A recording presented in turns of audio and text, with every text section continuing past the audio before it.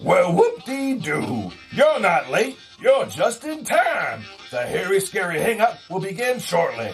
Welcome to the Hairy Scary Countdown with me, Cliff.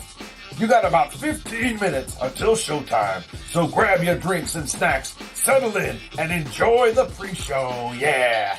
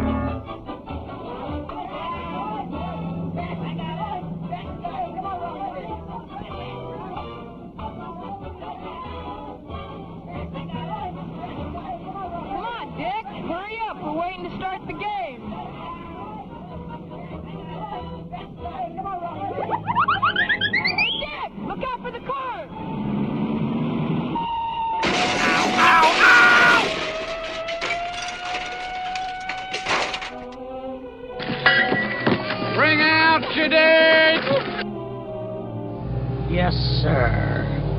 That was the worst accident I ever seen.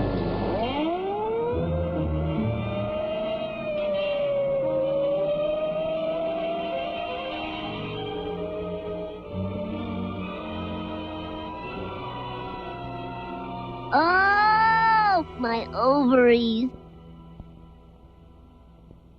He won't be awake for an hour or so, and I'll be back by then. Might be a good idea if you'd look in on him. Yes, Doctor. Stop rushing me!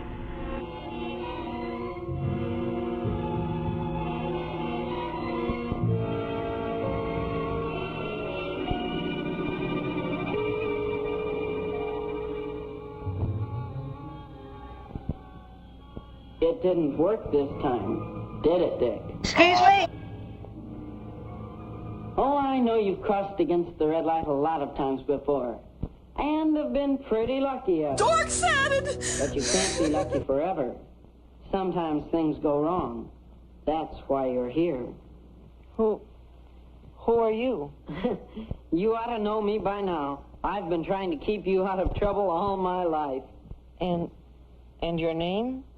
I'm known as Good Judgment, but call me Judge. For a minute, I thought you were going to take my advice at that intersection and wait for the beginning of the green light. Back off, Jack! But it seems you were in too much of a hurry to make that ball game to bother thinking about good judgment. Good judgment?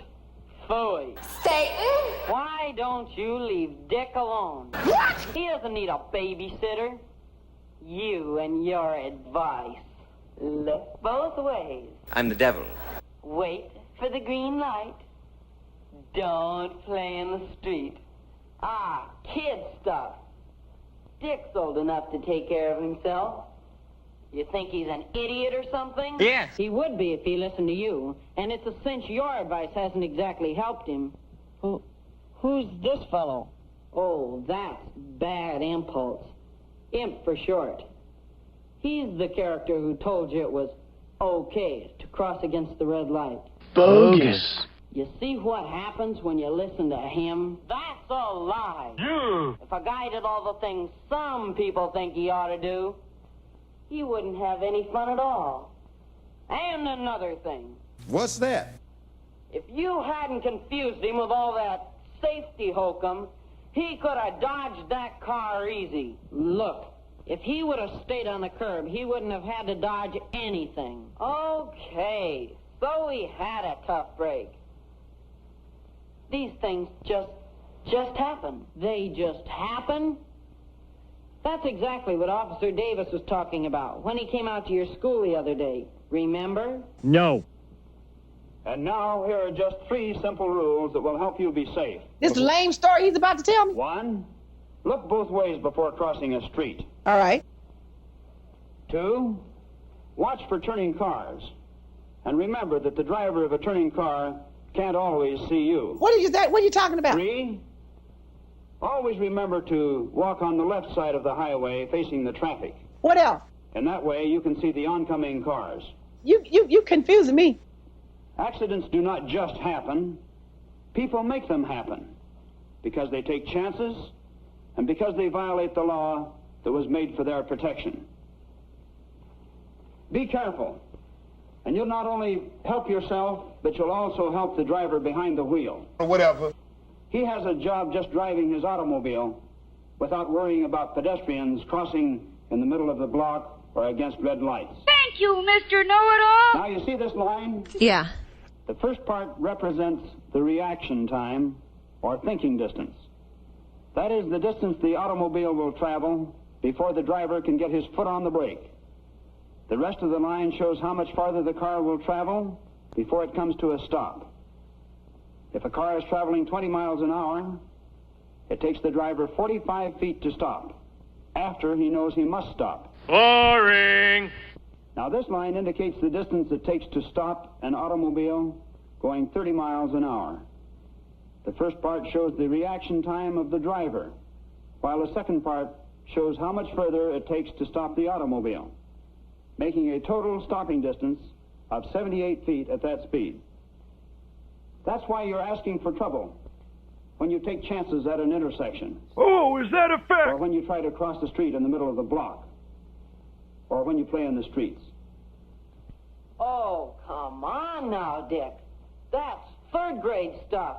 That accident you were in was the driver's fault. He could have stopped in plenty of time if he was any kind of a driver. They ought to take his license away. I'd say the driver did everything he could to stop. Don't you think so, Dick? Get a load of this guy. Some friend is judge, trying to blame everything on you. Why, if I were you, I'd... Now, just a minute. Shut up! Judge is right. Oh, let's forget the whole thing. It's not that important. Not important? Are you kidding? It's something everybody should know about, and remember, and do. Da-da-da, da-da. Oh, listen to that guy talk. One more crack like that, and I'm going to come over there and break one of your legs. A lot of other guys are going to be in trouble, too, if they try to beat the red light, or if they play out in the middle of the street. So what's wrong with playing in the street? These kids can take care of themselves. What do you want them to do? Sit home and play patty cake? What's wrong with you? It's true they're big enough to take care of themselves, and that's something pretty important. But it certainly isn't very smart to play out in the middle of the street or to take unnecessary chances, especially around traffic. Damn right. The guy or girl who takes a chance is gambling with his own life. He makes things difficult for automobile drivers, no matter how careful they try to be.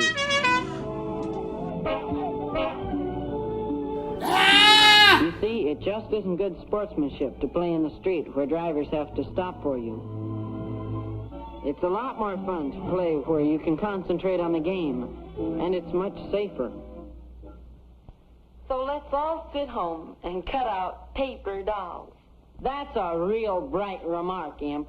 Just about your speed, all right.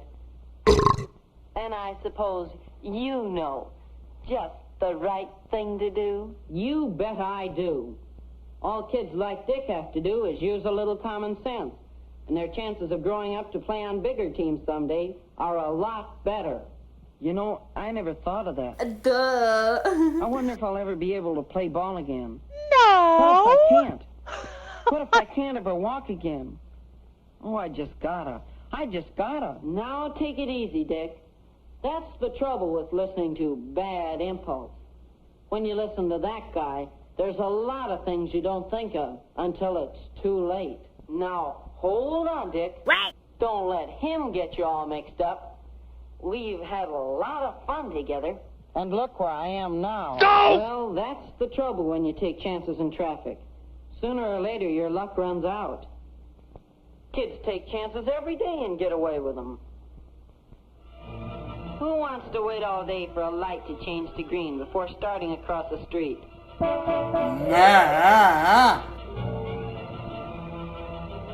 walk walk down to an intersection just to get to the other side. Whoa! Why go to the playground when there's plenty of room in the street? Signal, set, 2, 4, 6, hike!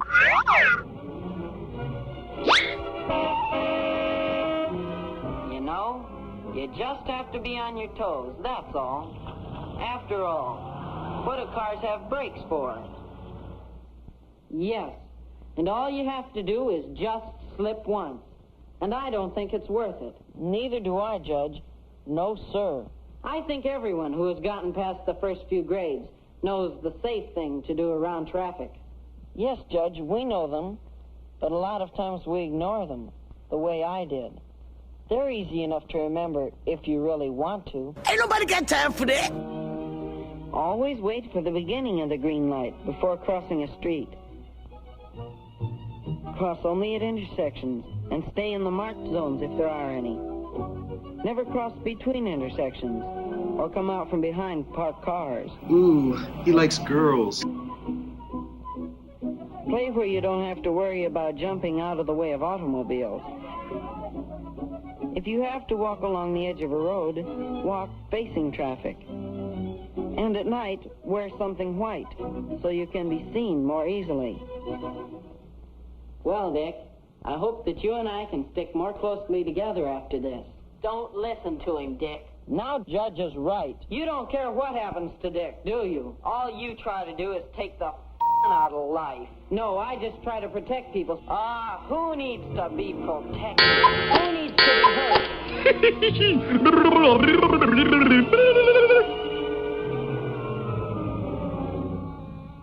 Why didn't you take a picture of the last slugger? Well, young fella, you must have been having some dream. Dream?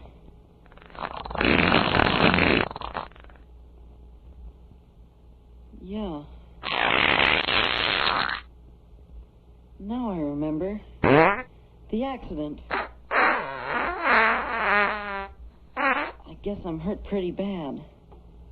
Doctor, will I be able to run and play ball again? No. We'll talk about that later. Doctor, I had the craziest dream. It was about Judge and Imp. Judge was right all along. Oh, you just better take it easy, son. I will from now on. Especially now that Judge and I understand each other. That boy's as strong as an ox and just about as smart. Judge? Sure.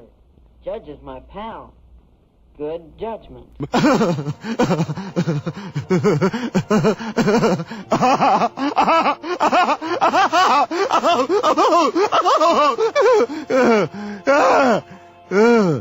What you are about to see is bizarre, unsettling, and riveting.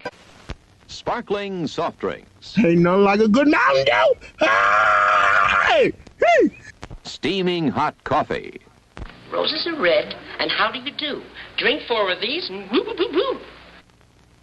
Steamed or grilled hot dogs. Oh, my God. That is huge. Crispy hot fresh French fries. This is the best thing I have ever put in my mouth. How about a pizza? None better anywhere.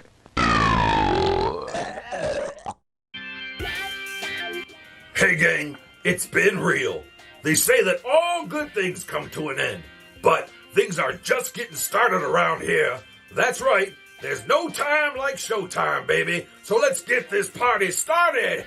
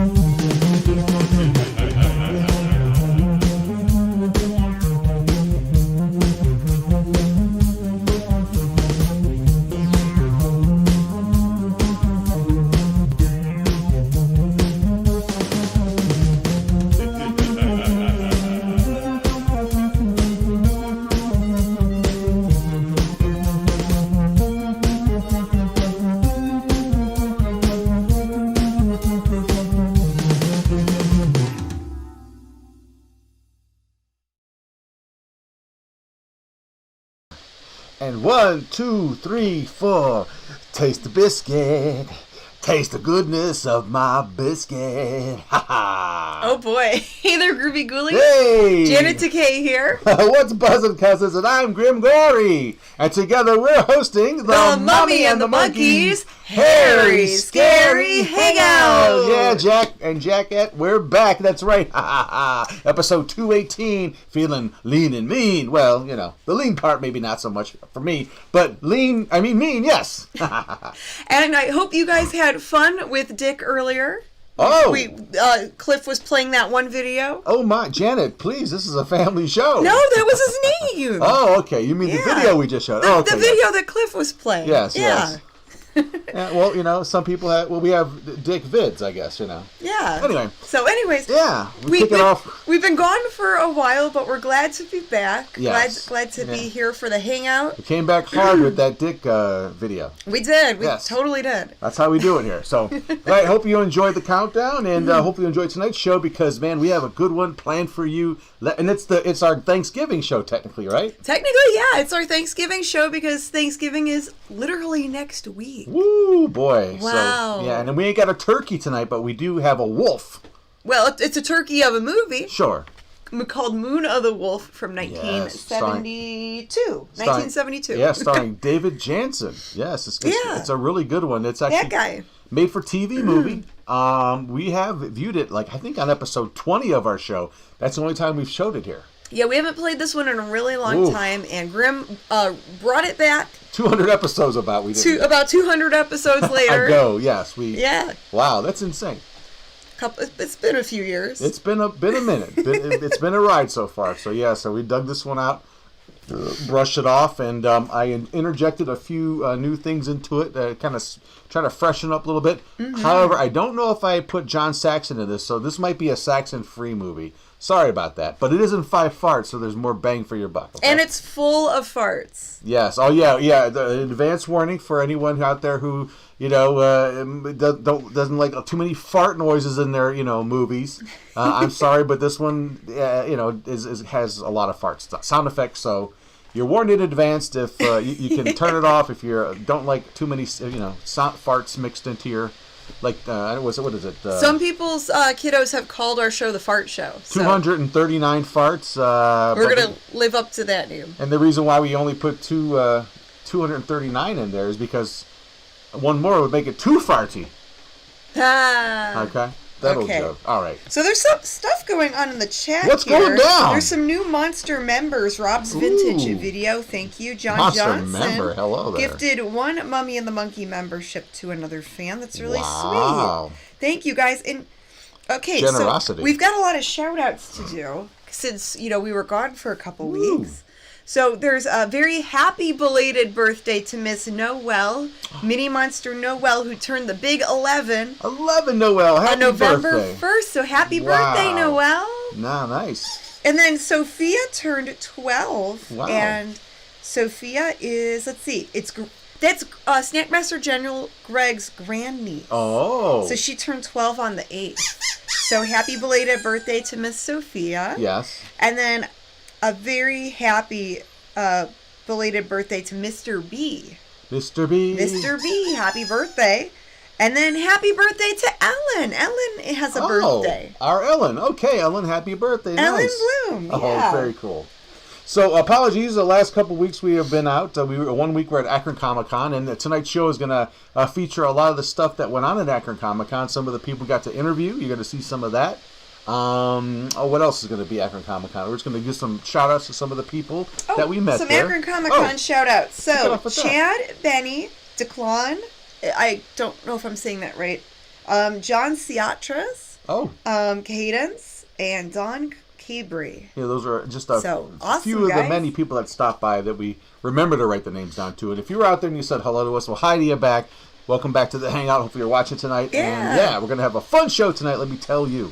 We are. And then we have got 2 prize giveaways. Not 1, but 2 prizes. Oh, woohoo! Some Clay Zombie Blu-ray goodness. So there will be 2 lucky winners at the end of the night who will get a copy of Clay Zombies. And this is put out by ClayZombies.com. The creator and director, Jake Danger Jolly. Ooh. So he sent these in to send out as prizes. So that's very nice. Thank you, Jake. And we played Clay Zombies last show. The last show we had, the live show, we did play Clay Zombies. It got a lot of good response, which we were very happy that it did because, with independent movies, you never know. And people really like this one. They did.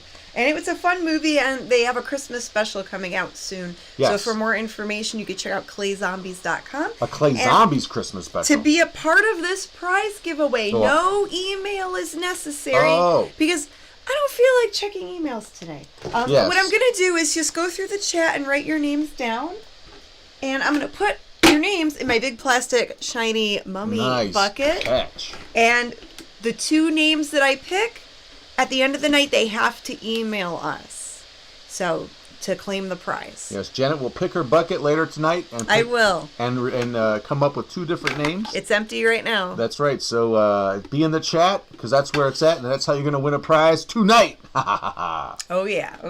So, So we'll do that. No email necessary. Just be active in the chat and stay, continue to watch us if you're watching us on YouTube. That's right. And chatting away. Yeah, and so now we come to the portion of the show that we call our Mini Monster Shout-Out. Yeah. And we're going to do our Mini Monster Shout-Out list really quick. Those are Where's Petunia? the children's, the little ones, the little wee ones that watch with their uncles, aunts, moms, dads, our friends in general, and we give them some special shout-outs. So here's to the little ones. Okay. And we start out with that little Mini Monster chant, which goes a little something like this. 1 and a 2 and a 3. Mini Monsters, Mini Monsters, roar, roar, roar. Mini Monsters, Mini Monsters, here they are.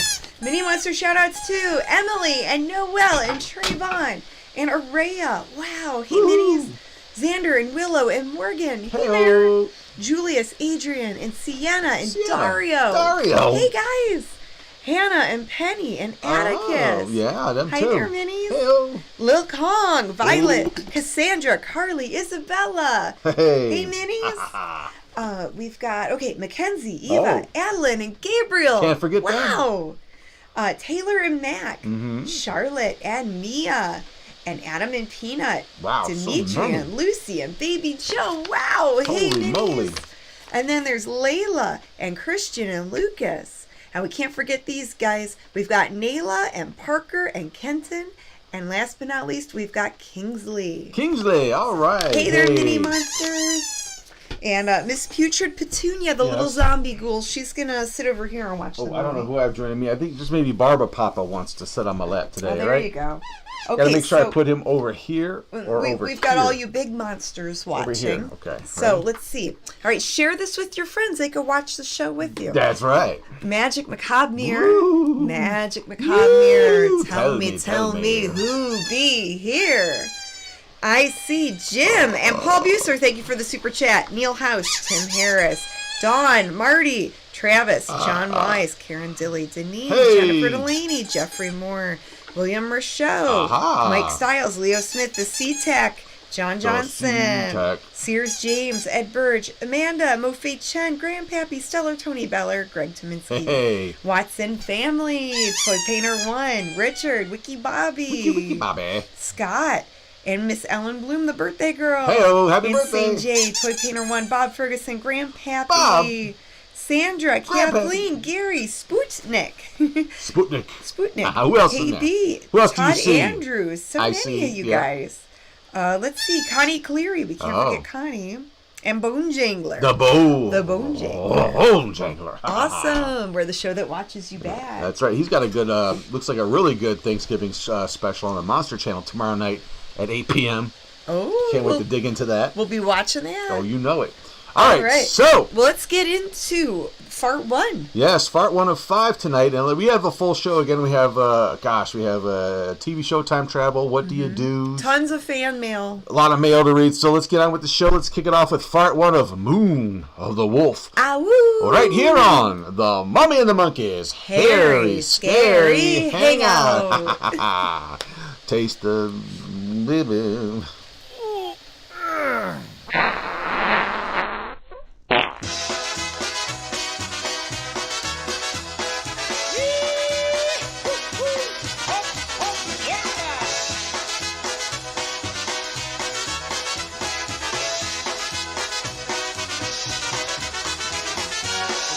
stop the world. I forgot to climb aboard. I was dancing a polka while people shout and roar.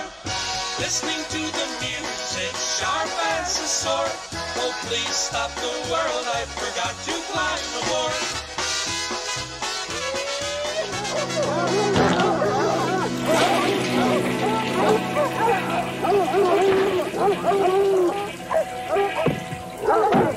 Shut up! Get your back waddles out of that bed. Bring your shotgun.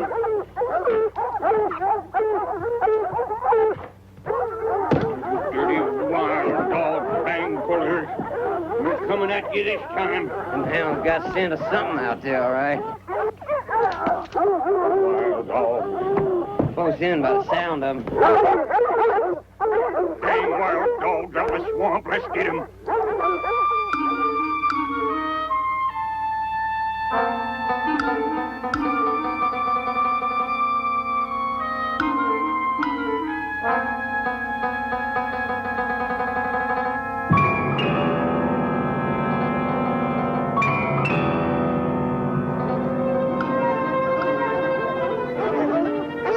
What's that, Paul? What? Looks like a body. Here, Paul, take his dog.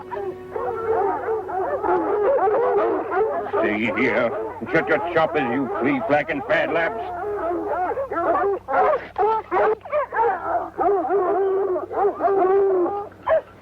Oh, sweet jeepers.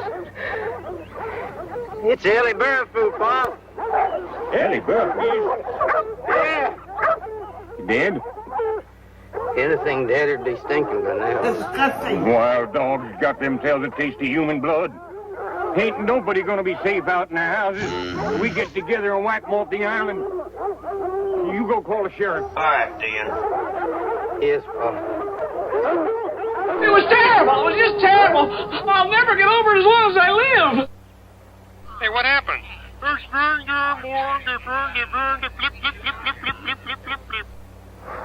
All right, what can anyone tell me about it? Well, young Tom, here he come on her first. What? How'd the rest of you get here so fast? Brad and Sculler was at the gas station when I called you, Sheriff. We came on the park driving back here. Sheriff Roscoe Coltrane. Who else knows about it? Only Preacher Biggers. I called him after I called you. What for? Well, I figured somebody ought to tell her brother what happened to her. Preacher Biggers, the only one in Frenchtown, got a telephone. Well, we're lucky you don't have a whole pocket full of dimes, aren't we? Well, don't the family got a right to know? It's up to the authorities. Now, Ellie and Lawrence Burfoot got a father next to death. He hears about something like this, and there's gonna be 2 dead bodies. Is that what you want? I'll have to say yes. Oh, shut up. I guess not.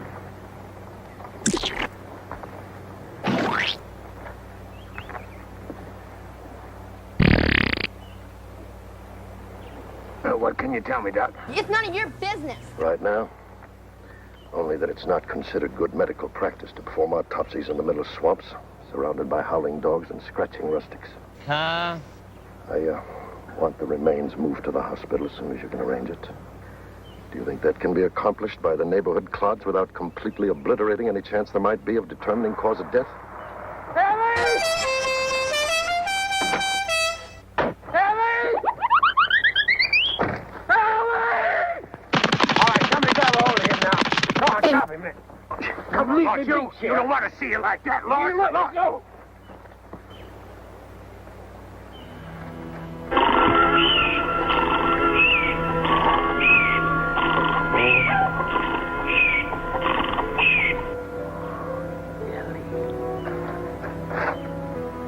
Who killed her?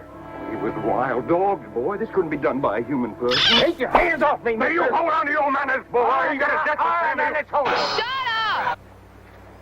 Let's just hold it. Now, you go on home with the Reverend. Wait for me. Go on. Go on. Oh, okay. Hey, you 2 boys help Doc with the body. Now, the rest of you get out of here. I want to look around by myself. Go on, get. Wild dogs do it to her? Tell me what you mean by do it. You're nasty. Dogs might very well have done something to her. There were bite marks. Well, then they killed her. You show me a pack of dogs where one of them knows how to hit you on the side of the head and knock you unconscious, and I'll sign a death certificate saying she was killed by dogs. You! Something struck her. Someone struck her. With enough force either to kill her outright or to render her sufficiently senseless to be dragged out into that field and left for the dogs to finish off. That's outrageous. Find someone strong enough to do that with his left hand, and you'll have who did it. Oh, is that a fact? Left hand. The mark was along here. That's where a left-handed person would strike you if you were facing him. You've got a murder, Sheriff. Like for real? For real? That's just what I need. Hi-ho and welcome back.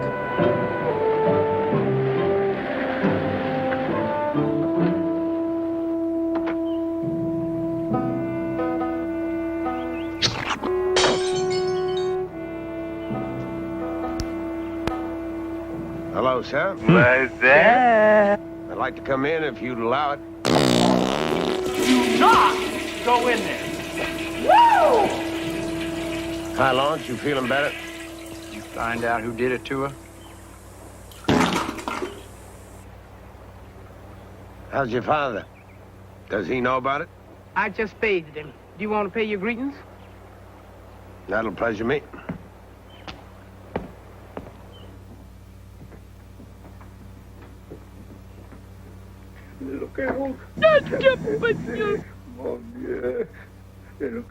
What is that? What are you talking about?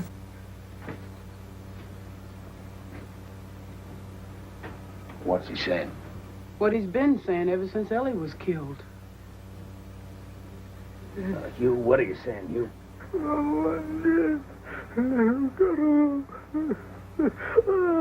Jolie, Annie, little Caroc.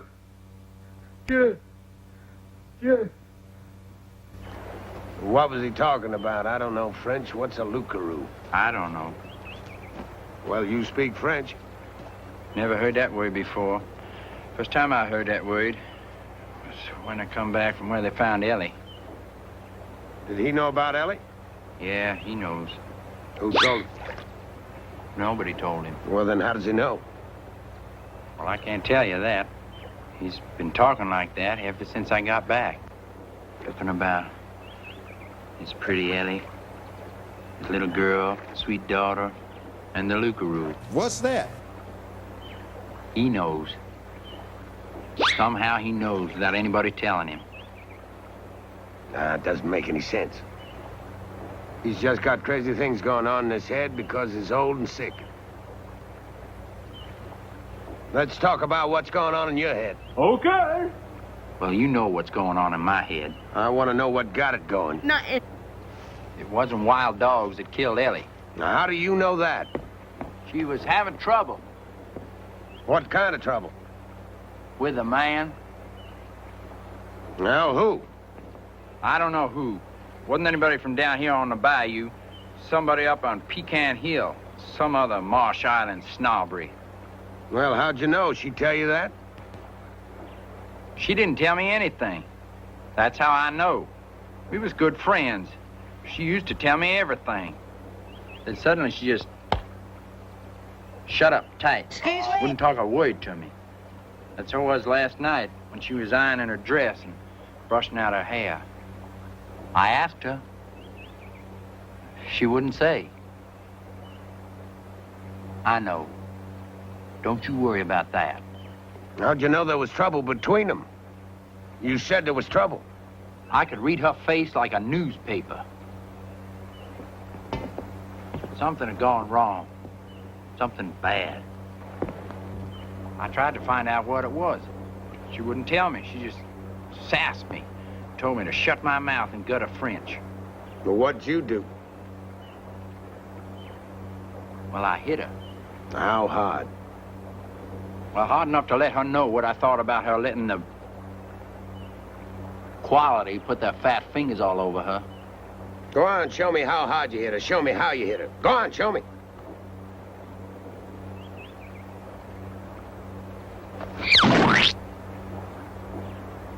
Now, I've known you for 10 years. I never knew you were left-handed. Well, I'll be a dang fool.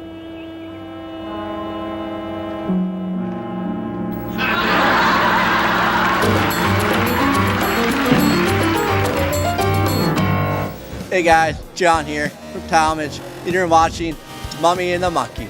That's right. Woohoo! High five. Oh yeah.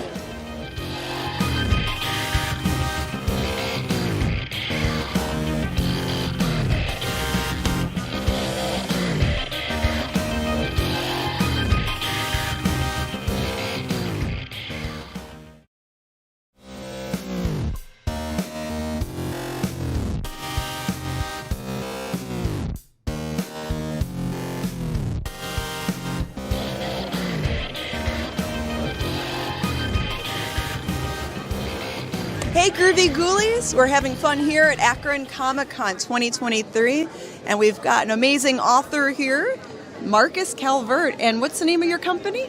Tales Unlimited. Tales Unlimited, and you've got a lot of tales for sale here.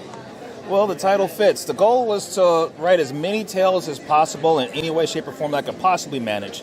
30 books, maybe some movies. Maybe some movies, ooh. Well, the I, Villain series definitely could work. I mean, imagine Sin City with superpowers, right? Like a town so horribly corrupt that if you blew it off the map, global crime would drop. And in this town, a guy's having a midlife crisis at gunpoint. Yesterday, he had the best merc outfit in the world. Today, he's forced to be a superhero, whether he likes it or not. Wow. Yeah, that would make a good movie. Oh, yeah. And all of the different exploits and misadventures. Now, how did I write the novel? Simple. I wrote a whole bunch of short stories first. The Unheroic series, very first book, once you hold a book for the first time, it's like holding a baby that you want to put through college. You just can't stop, right? So I had a bunch of short stories in my head, and I took the pick of the litter, put it down, and I went with an idea of unlikely hero saving the day. Oh, okay. Like a vampire owing child support, or what would happen if a talking dress is saving the day, or a bored repo man, or even a demon. And then I went darker, the book of schemes, like what if you had a booby-trapped scavenger hunt inside of a manor house? Winner gets a multi-billion-dollar inheritance. Or what if your childhood imaginary friend got you arrested for murder in Pittsburgh?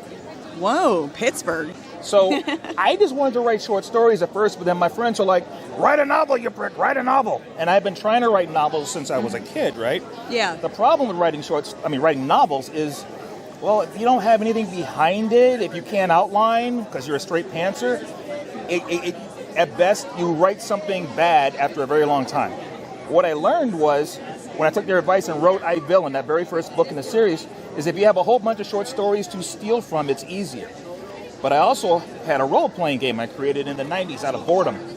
And the role-playing game itself, it'll never really hit the light of day, but what I turned it into was a randomizer.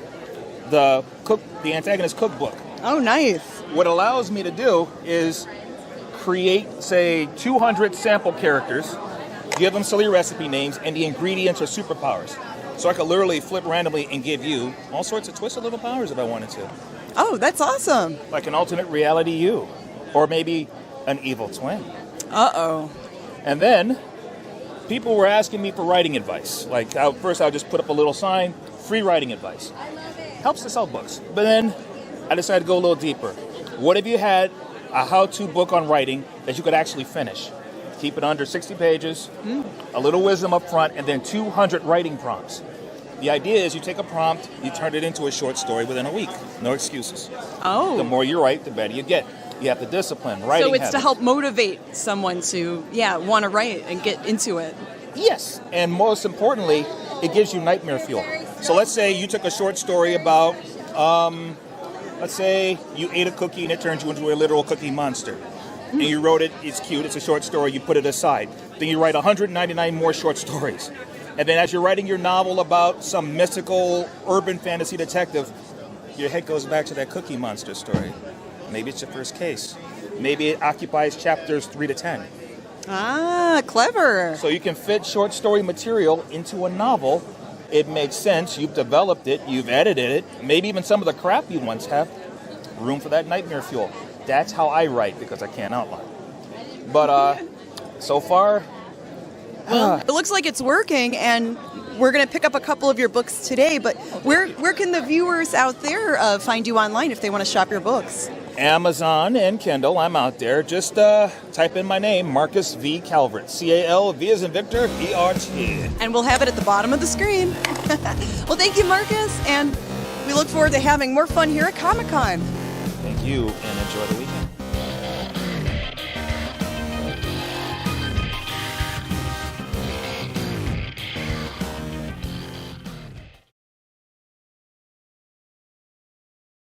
Get faster at that. Hey, I did it. Welcome back, y'all, to the Mummy and the Monkey's Hairy Scary Hangout. Not that you ever left because you're watching the movie, all the cool stuff we have in between all the other things. But yeah, that was... Okay, just making sure. What? I'm sorry. Oh, no. Did I My phone showed a black screen, and I'm like, wait a minute. Just making sure we're good here. We're fine. Relax. I know. You know. We're good. We're good. Okay. Yeah. So, yes, you're enjoying tonight's creature feature, I guess you can call it, Moon of the Wolf. With lots of farts in it. And we're moving on to the segment of the show that you all know and love. That's right. It's time for the Mummy and the Monkey Snack Toys. The new yummy snacks. Old movie facts. That's right. And we're going to dig deep into the Moon of the Wolf factoids thing and the snack toys. Mm-hmm. But what are you going to snack on? Tonight I'm going to enjoy, I think it was sent to us by our Snack Master General in that giant box of snacks he sent us. Oh, yeah. A couple weeks ago. This is Fruity Pebbles flavored popcorn. Fruity Pebbles flavored popcorn. It's called Cereal Pop. Wow, that's different. And I've been looking forward to this one for a little bit. And what are you snacking on? I'm sickness? having a cough drop. Oh. Can you smell? I'm having a Ricola cough drop. It smells like I just cracked open my snack. a thing of Fruity Pebbles. That smells like Fruity Pebbles. You asked me a few weeks ago if they still make Fruity Pebbles. I'm like, yeah, they make that and Cocoa Pebbles. Wow, that's weird. Yeah. Fruity Pebble it looks popcorn. like... How is it? Is it good? It is very, very good. Oh, wow. Who knew? Who would have thunk it? What are you guys snacking on? Let's check the comments out. And then we're going to get into some movie facts. Mm-hmm. Todd said he's having hot buttered popcorn. John says he's having Utz pretzel rod. Utz are good. Utz pretzels. And let's see. Pumpkin pie, says Dane. There you go. And Wiki Bobby's having macaroni salad and Walmart chicken. The rotisserie chicken? Must be like a rotisserie chicken, or maybe they're fried chicken. Or it could be fried. Mm-hmm. Daniel Haynes is having Bud Ice. Grandpappy's having a maple donut. I'm having Cereal Pop, Fruity Pebbles flavor. Oh. There you go. All right, so the movie is Moon of the Wolf. It's a made-for-TV movie from 1972. It was based on a book called Moon of the Wolf by Les Whitten. And John Johnson, thank you for the super chat. He's having Bud Light Cherry Cola. That's cherry interesting. cola. What is that? Must be some new flavor. New concoction, yes. Mm-hmm. All right, so David Jansen is the big actor in this. He plays the sheriff. He was a TV and film actor. Big time, yeah. He was famous for being Richard Kimball in the TV show The Fugitive. The Fugitive, yes. Yeah, so that was his big, claim to fame. Yep. And Barbara Rush. Did I write that right? Sometimes my handwriting's messy. She plays Louise in this movie. She's still around. She's still alive today. She's 96 years young. No kidding. Yeah, isn't that crazy? 96. She was in It Came From Outer Space, Peyton Place, the TV show. Oh, yeah. And she was in the soap opera All My Children. Wow. Yeah, so she was in a lot of different things. That's just a few. If you look her up, there's, a whole filmography and everything. But this movie was filmed on location in Burnside, Louisiana, and in Clinton, Louisiana. They filmed it in 2 different towns down south. Yeah, you could tell by the poplar trees, all those very southern-looking trees. The different foliage. Yeah, the foliage gives it away. Definitely shot down south somewhere. Very cool, very cool. Thank you, Janet, for those amazing snack toys. That's right. Yeah. And it helps some. And boy, let me tell you, Snack Master General, thanks for sending those in. Mm-hmm. These are very good. I think I ate almost half of the bag there. Just in this one sitting. I gotta stop. Grim's enjoying them. I gotta wash it down with a pop. Yeah. Cheers. There you go. Paul Buser, yummy gummies and pop. So he's having pop and gummies. Gummies, huh? What kind of gummies? Oh, that reminds me of... that's legal in Ohio now. Well, almost. In a few weeks. Yeah. But, the big story is not that in the news. You know what the big story in the news lately is, right? What, Grim? It's, it's a thing that everyone's talking about, and probably one of the longest running things ever in the history of mankind. What? Snoop Dogg announced that he has to give up smoke. Oh! I can't believe it. Snoop Dogg's quitting that? Yeah. Wow, that is big news. If that's true, I thought I read that somewhere. It looked like he was reaching out on his Twitter or something or Instagram, telling his fans just to kind of chill out because he has to. His doctor said, or he talked to some friends, which means probably his doctors, and said he has to give up the smoke. So maybe for health reasons. More than likely, but hey, who knows? Whatever works. So yeah, well, there's always edibles. That's what. I'm sure. Oh, we got us another Dane super chat. Stotzer, wow! Thank you for the super chat. Yes, good seeing you at Akron Comic-Con. The Stotzer family, it was great to see them at Akron Comic-Con. We saw a lot of great Dane people. And Linda and their daughter showed up. That was cool. the whole family was there. That was really sweet. Ooh, it seems like only yesterday. Yeah, but so there's 2 more Comic-Con interviews we're going to show later on. Yeah, that's right. So let's get into Fart 2 Ooh, yes. Yeah, Fart 2. Yeah, oh yeah, definitely. Don't get too excited. Of Moon of the Wolf. We're only up to Fart 2, but yeah, we have 5 farts to this, but they're cut up into smaller pieces. Yeah. And it's fun for me to watch this back now because, like I said, I went back and punched it up a little bit, added some newer things that people might recognize, sound effects and that. Because, like I said, we did this, almost 200 episodes ago was last time we showed this. So yeah, I didn't want to. So you had to add a few more things to it. For me to be able to get through it. So here we go. Part 2 of Moon of the Wolf. Ah-woo! Ah-woo!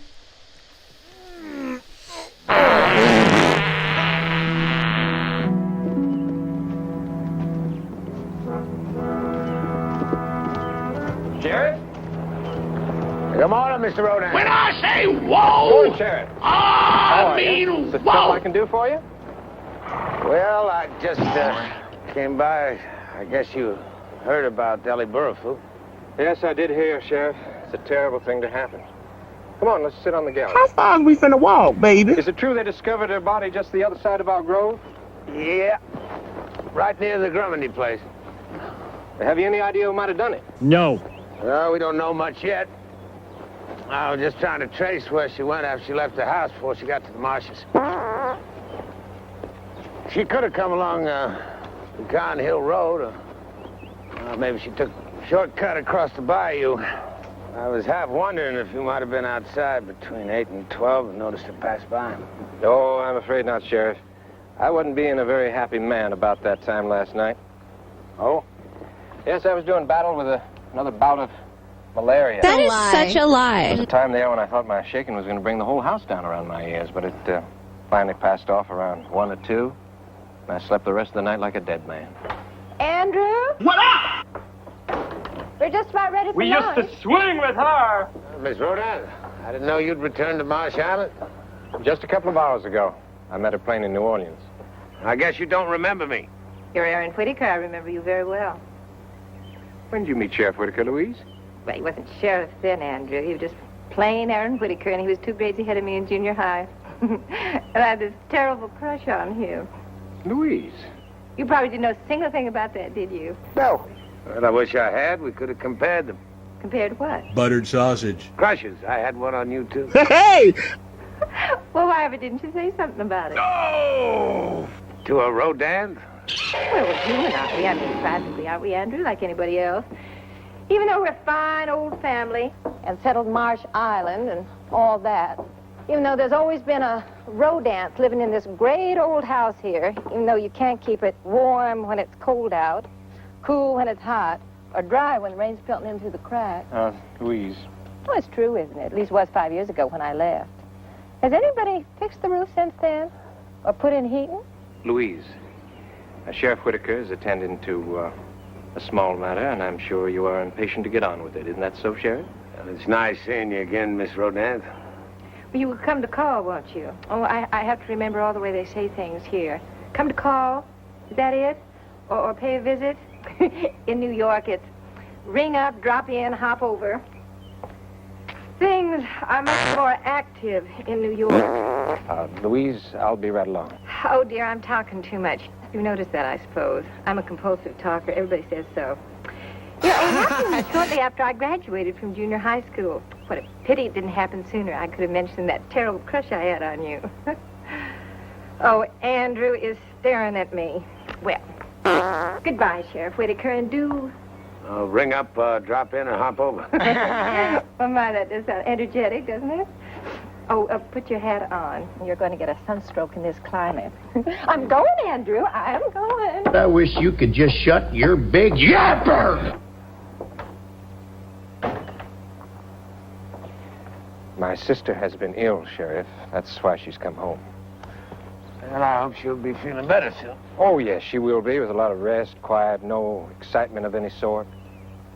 What you mean is I shouldn't bother to ring up, drop in, or hop over. You said it, Buster. It hadn't occurred to me you were taking the invitation seriously, Sheriff. I wasn't. Mr. Rodant? Sheriff? I gotta take a whiz.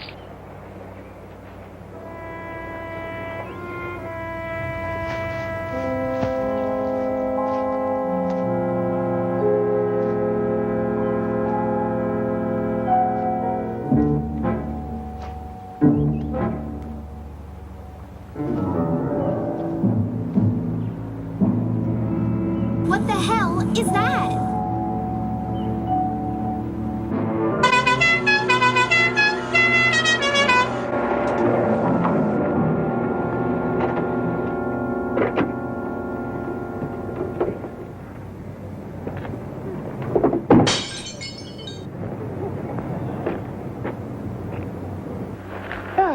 Morning, Sarah. Sheriff.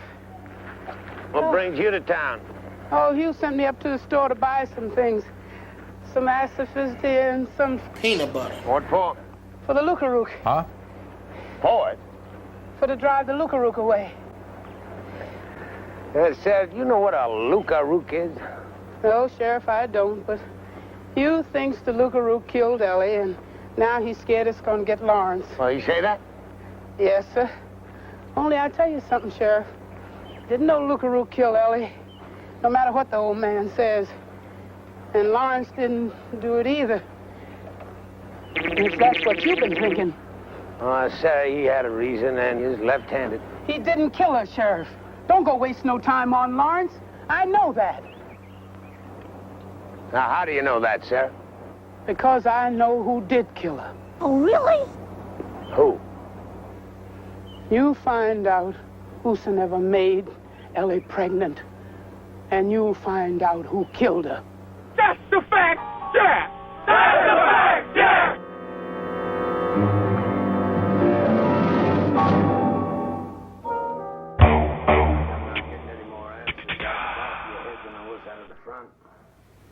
How come you didn't tell me Ellie was pregnant?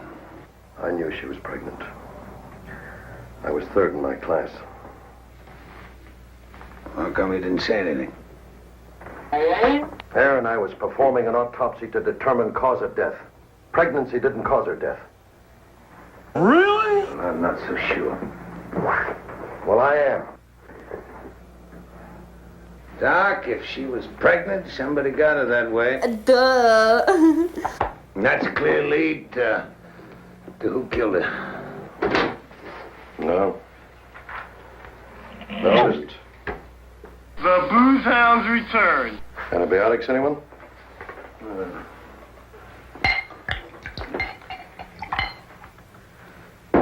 None at all. Because I got her pregnant. Oh, brother. And I didn't kill her. I loved her. Oh, good for you. I guess I'll have some of your antibiotics. Sorry, there's only one glass. I didn't say anything about needing a glass. I know what you're thinking. I think you do. Burroughs Druten, M.D., FACS. Grandson of Senator Jefferson Druten of Louisiana, out of his mind in love with a girl who does cleaning. Isn't that what you're thinking? Lawrence said she had a date. He didn't say who with. You know who she had a date with? Brad Pitt. Yeah. Of course. Me. But she never came. I waited until I decided she wasn't going to come, then I went home. Where were you supposed to meet? Near the bottom of Pecan Hill. In the grove, across the wall from the Rodin's property. That's where we met a lot. One time in particular. Lauren said she looked worried. She was. That's what we were going to talk about. The baby. I wanted to abort it. She wanted to marry me and have it. She wanted us to go someplace to live, somewhere else, where people wouldn't know us. I leave Marsh Island. And the hospital. And my whole life. You didn't want to. I didn't have the guts to. I'm almost 50, Aaron. Why do you start over again at 50? As Aretha said to Gloria, Celine, Shania, and Mariah during Divas Live, are you tripping? I wanted to go on loving her. Not having to give up anything for it. Well, she must be a cool chick. She said no. We were going to talk it out that night. But she never came. So I went home. I never saw her again. Till out there in that clearing. Torn apart. Oh, God. Sounds like I killed her, doesn't it? You should be ashamed of yourself.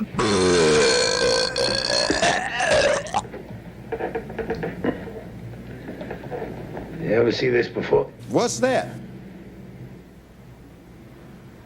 No, never did. Where'd you get it? You never saw Ellie wear it? This? Ellie never owned anything like that.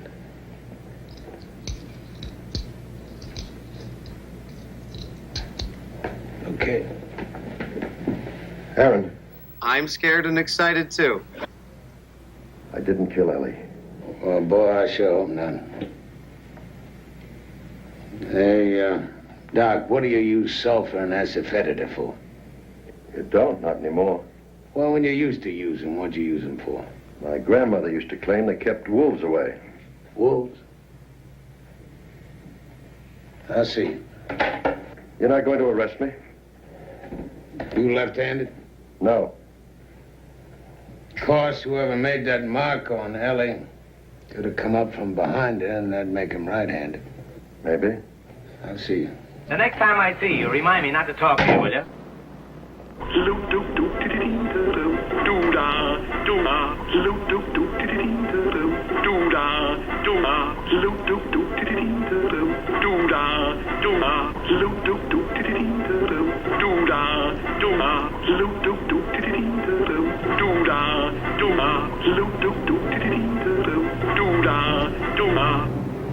Hey, girlfriend!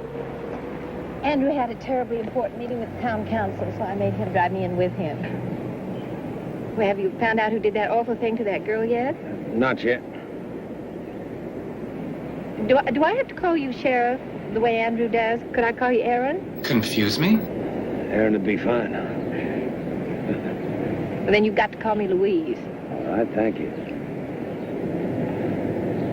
I was wondering if,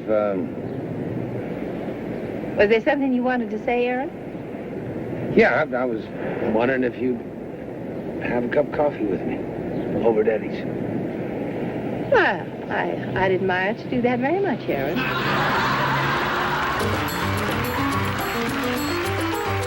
Hey there, it's me, Lisa Neal, professional cosplayer, actress, model, yeah, all of the things. And when I'm not busy doing that, well, you know what I'm doing. I'm watching The Mummy and the Monkey.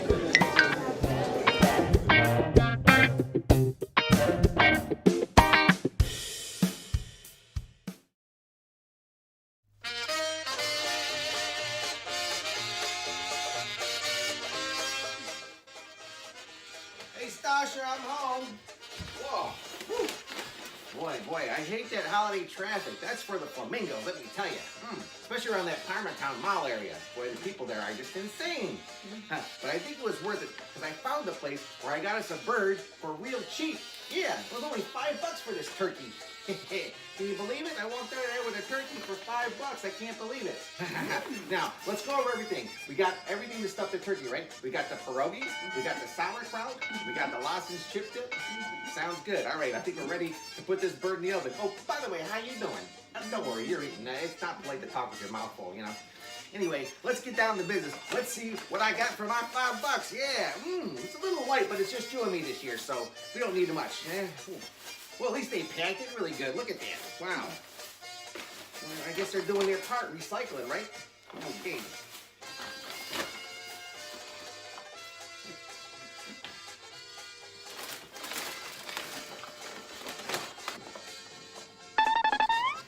What in the actual fudge? Look at this. Huh? Well, I guess I just gotta make do, right? Nothing else. Well, what are we gonna do? Chinese or KFC?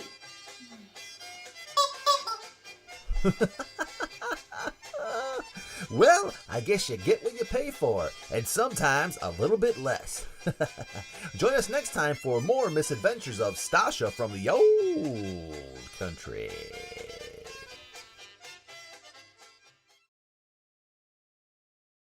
Oh yeah, baby, we are back. Welcome back to the show. Hopefully you're enjoying our movie tonight, Moon of the Wolf, on this Thanksgiving celebration that we're having, right? Or the pre-holiday. A little pre-Thanksgiving fun. We've got some turkeys. Janet made, on the kind of set. sprinkled some turkeys on the set. And speaking of Thanksgiving, that's a special time for, everyone, I guess, in the United States. Oh, America. And in Cleveland, it was kind of even more special in the late 70s to early 80s when Channel 43, WUAB Channel 43, used to show the original King Kong movie on Thanksgiving night. So that inspired me. You got this. So that must have started the tradition of people enjoying monster movies during the Thanksgiving holiday weekend. Yeah, maybe. And I think you got this for me one Christmas. It was a King Kong. Look at this. I did. It's really cool. And now every year you put it out for Thanksgiving. And it comes with a little Fay Ray figure as well. It's super cute. It's really cute.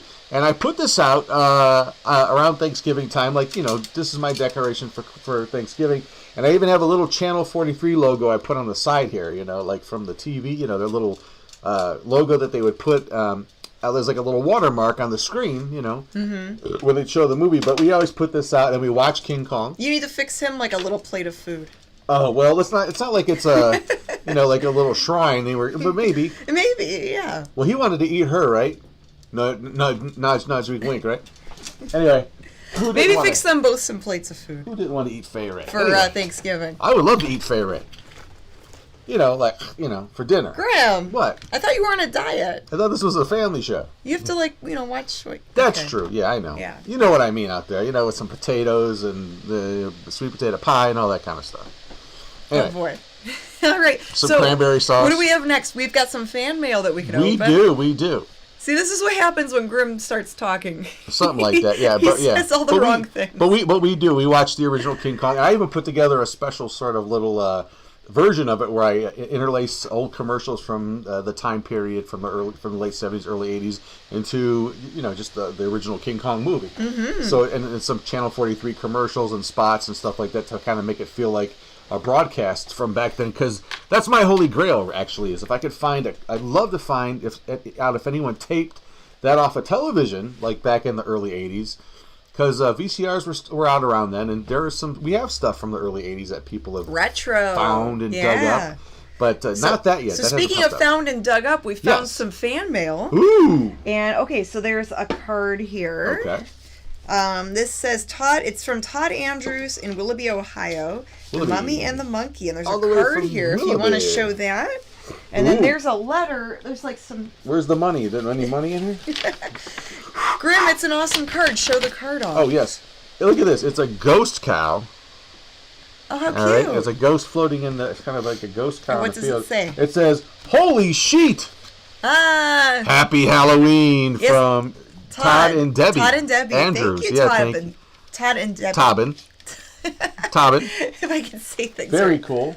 I mean, it's a Halloween card, but we didn't get to it till now. Yes, it's a belated Halloween That's card. okay. We love it. We didn't get to open it till now. So much. Show it. Yeah. Okay, so what's the next thing? A letter. A fan letter. Yeah, so here's a fan letter. Uh-huh. And this is from Cynthia in Nashville, Tennessee. A Tennessee viewer. Because we're being seen down there on what channel? We're on WRTN in Tennessee. So If she's watching the television version, I'm not sure, when this will air for her to watch. But now, are you going to read the letter? Yes, I'm going to read the letter. Dear Mummy and Monkey, hello, my name is Cynthia, and I am a fan of your show. Oh. I watch your show from prison, and I will be for the next few years. Wow. Wow. Amazing. A captive audience. It goes through the walls, huh? Wow. Our show. It just kind of She must watch us on television down there. Or if she has a filling in her tooth, maybe she gets it in that way, like radio signals. No, on regular television. I was wondering if you ever play movies like The Hills Have Eyes or Wrong Turn. There are so many corny B movies that I can't remember all the names of them. I'm not sure if you would want to keep in touch with me, seeing that I am locked up, but I wanted to let you know that your show rocks. Thank you so much for doing it. Think you can play Dracula's daughter sometime. I wish. I wish we could play that movie. Hope to hear back from you. Thanks, Cynthia. And then, so her correspondence info. Oh, well, thank you, Cynthia. Hope we were making your stay a more pleasant one, if that's possible. Yeah. I mean, we've received other letters from other prisoners too. Yes, one other. People incarcerated. Yes. Sorry, it makes it sound terrible when I say that. So, thank you, Cynthia. Yeah, Yes. so a lot of those movies that she mentioned we can't play, Cool. but hopefully we wind up in prison if we did. Hopefully we end up playing a movie that she does enjoy. Just saying, And, it sounds like she's enjoying the show anyway. We don't need George Lucas or whoever knocking on our door going, hey. But so, very that's cool. Anything else we get in mail? Yes, Let's get all the mail out of the way. This is from Phyllis in Lakewood, Ohio. Phyllis. To make sure, hide her address. Our fan Phyllis. So you could show that one. Oh, what's going on here? Okay, there's a card. Oh, You can okay. read that. So she sent us a card. That moment when you finally get your Halloween costume on and then suddenly realize you have to pee. And it shows a mummy wrapped up. That's cute. Now, this might be a first. And it says, Happy Holidays and Happy Birthday. So this was sent, we're showing it now. It's a little belated. And then Connie Cleary also sent us a card, but we already opened that one. So thank you, Miss Connie. This is interesting. So there's a bag, and it says marbles on it. Oh, okay. It's an old, I think it was something from Florida. I bet you this was like a souvenir bag from, Florida, apparently. Like, it's an old, leather bag, very old. Oh. Probably 50s, I would imagine. Yeah, that's like an old leather bag for marbles. In it, there's a little tiny knife, which is interesting. Huh. And this. Oh, like a little tiny pocket knife or something. And what the heck That's kind of cool.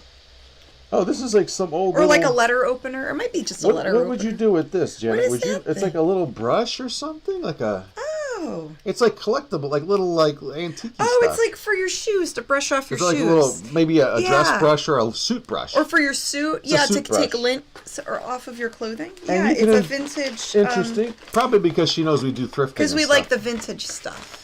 But How that's not fun. it. There's banana incense. Oh, that smells good. Johnny Weiss says maybe they lost. Oh, Mark Allen says, "Did you lose your marbles?" Yeah. I was Someone gonna lost make their the marbles. Loads of marble jokes. Well, they did because they're not in there, so they're still lost. And then what? Banana incense. Oh, banana incense. Banana incense. Smell the Oh, goodness that's of the different. incense. Wow.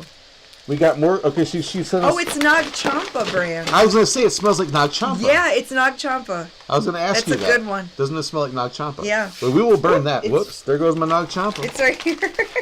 Yeah, that's a really it's you can get that at almost any sort of head shop. Yeah, any type of hippie store. And I think that kid Dick shops at head shops. Oh, maybe. From the short earlier. Yeah, Yeah, maybe. he loves the head shops, Dick. Chuck Halley, welcome to the Monster membership. Yeah, and for our Monster members, for the YouTube channel members, I will be putting out new content for you guys. I didn't get to put out anything last week. I try to upload a new video once or twice a week Right. that it's exclusive to the channel members. But due to her illness, yes, she was incapacitated and could not. I was a couch potato for a while. Right, yeah. Yeah. There's not a computer hooked up to our couch yet. No. So here's some Franken snacks. There's little candies, and like before, she sent us a bunch of little sweets. Ooh, this is very cool. This is good. This is milk fudge, and I want these. Oh, there you go. They're milky fudge. These are great. They're kind of crumbly fudge. It's nice. Nice.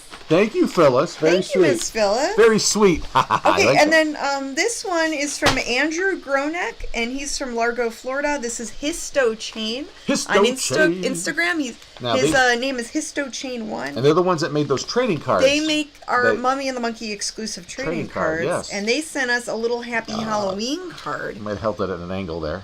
Is that visible on there? And it looks like kind of like an 8-bit Nintendo type of guy. Like a little zombie guy. And there's a note here. Can you see it? I can't see it. Yeah, there you go. Okay.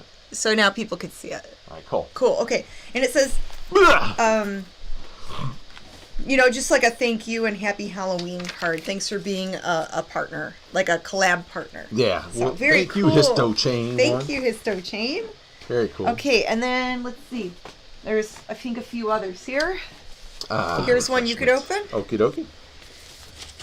And here's one I could open. This is from Bobby Harvey Jr. It's addressed to Janet Decay, and there's a bunch of stickers on it. Who is this from?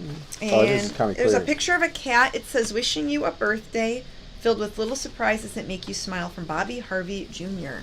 So thank you. That's really sweet. And this is from our Connie Cleary. Yes, it's a Snoopy card. Oh, there's another Connie A Halloween one. Yes, very sweet. It says, Happy Halloween. Get wrapped up in spooktacular fun. Aw, thank you. Janet Grimm, Mummy and Monkey, and Crypt Kittens, Connie and Peg. Well, thank you, Connie and Peg. Ooh, and this one's from Aurora, Illinois. Ooh. Who's in the Bone Jangler. That's Bone Jangler country. I was like, Bone Jangler. Well, look at that. As black cats prowl and Whoa. spirits rise and witches stir their brew, as pumpkins flash their glowing eyes and owls say softly, hoo. It's a little Halloween-y card. Very cool. It's really cute. That's a nice one. And it says, Janet and Grimm, warm thoughts are wished for you. Happy Halloween. Love the Bone Jangler. We love you too, Bones. Thank you, my brother. Bone That's Jangler. very sweet. Let me put that on the side here real quick. There you go. I like when they're up and Okay, so we can went see through all the cards. There's one last package, and then we're going to get back to the movie. look at all this stuff, man. I feel like Chuck Barris. Look at all this stuff. So this was sent to us. Yes. It looks like it was through Amazon or something. What is that? There was a note with, here it goes. Ooh. A thank you note. Okay, from whom? I'm trying to figure it out. A gift from you. Thanks for so many hours of entertainment, from Charles in Baltimore. There's potato sticks. He sent us potato sticks. These are good. You ever have these? Charles in Baltimore. How nice. You ever have these? No. Oh, they're and then good. he sent me some stockings. Halloween bloody. Oh, it's got like some Halloween like zombie blood design on it. Interesting. Maybe I can use them for next Halloween. These are delicious. Thank you, Charles. They're fun.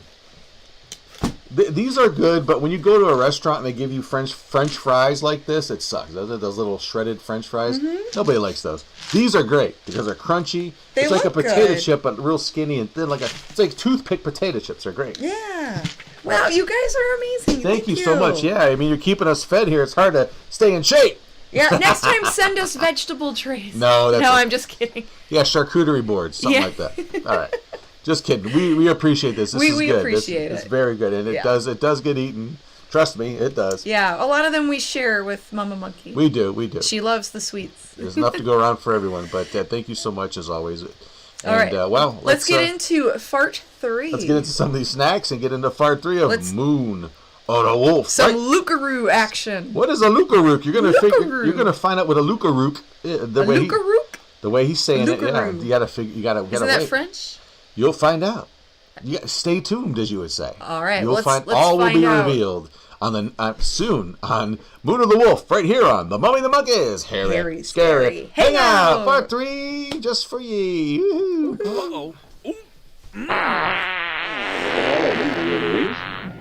Sheriff, this is where your sleuthing is taking you? Oh, Andrew, don't be so stuffy.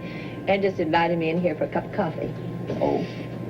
Well, I'm much obliged to you, Sheriff, for occupying my sister while I was doing town business. I'm ready to go home now, Louise. And you ought to get some rest. You're looking a little peaked. And you remember what the doctor told you. Andrew, it's no use. I've spilled the beans to Aaron. What? That is right. I have told him the whole ugly truth about why I'm back in Marsh Island, so there's no point in going on and on and on about how I need rest now I've been sick and what the doctor said. What's wrong with you? I see. Well, it's comforting to know that Sheriff Whitaker is not the town gossip. Sheriff, I hear it being said that Mr. Germandy and his boy are organizing a hunt for tomorrow, aiming to wipe out the wild dog population around here. Would you care to join in? We don't often get sport like that in these parts anymore. Well, I just might. Mr. Rodin. Of course, if the Germandys kill off all those wild dogs, I don't know what they're going to have to talk about the rest of their lives. Are you ready, Louise? I'm ready to go.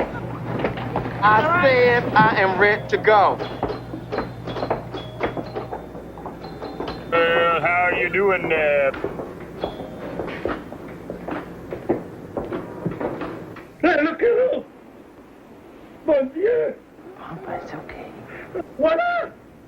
Mark! Gee, popcorn cuckoo.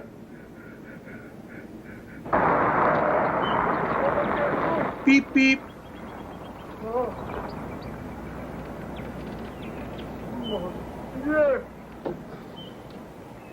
I knew I should have taken that left turn at Albuquerque. What the hell? Who are you talking to?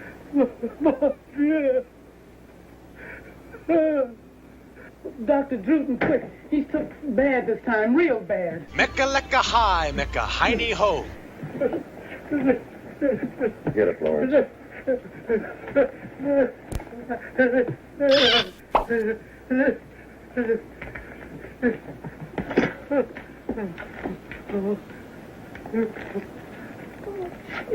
Excuse me while I whip this out.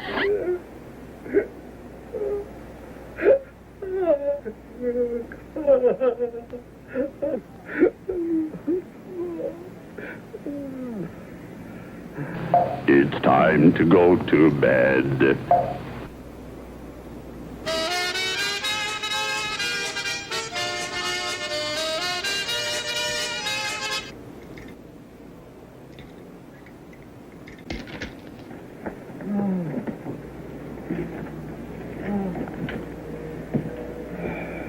You might as well start thinking about him dying, Lawrence, if you aren't already.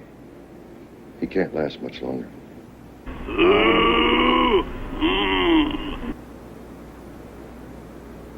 Lucaruc. Is that French, Lawrence? What are you talking about? Not any French I ever heard. Well, that shot will keep him quiet for a few hours. Excellent! Okay.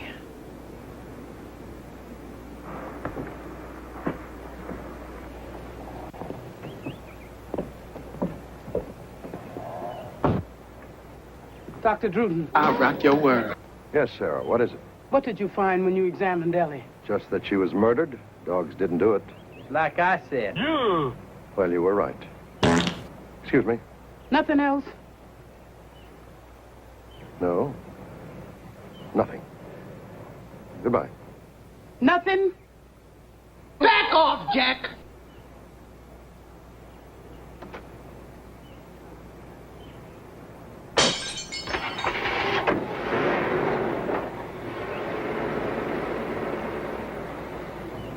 Troubling you, Sarah. If he says he didn't find nothing, either he's lying about being a doctor or he's lying about what he found. Damn right. What are you talking about? If I tell you something, Lawrence, will you promise to keep your head on your neck? Hmm?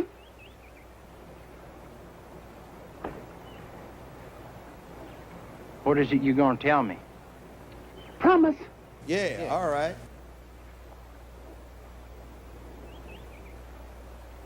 Promise. Come from Wolf, we're gonna have a good bunch.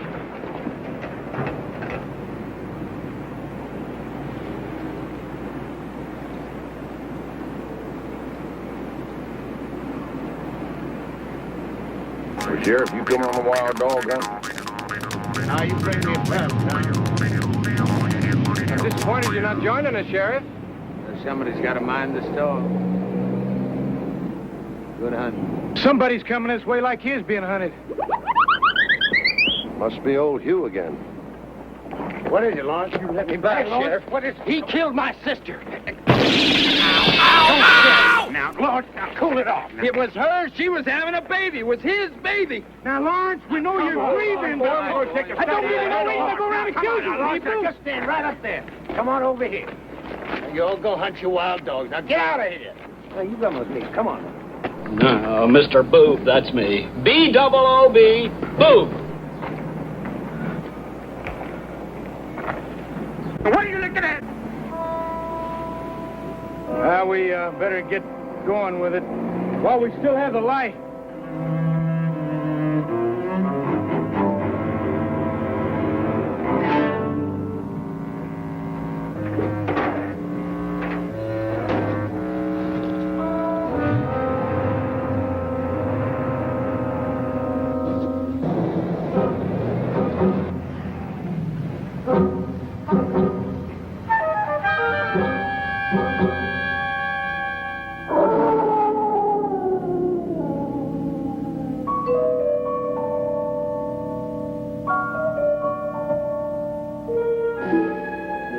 Shot 8 dogs today. It took 20 of them to do it. One of them wild dogs, Dr. Drew, because he's the one I'm going to get as soon as I get out of here. You get a long sentence for what you did today. You take my advice and just let him alone. He killed Ellie. Know that. Oh, get yourself some sleep. I'll see you later, Terry. You want me to lock him in? Planning to escape, Lawrence? I'll have to say yes. Shut up. Wouldn't be worth it. I'd only lock it if he has visitors. Gotcha. Hey, now.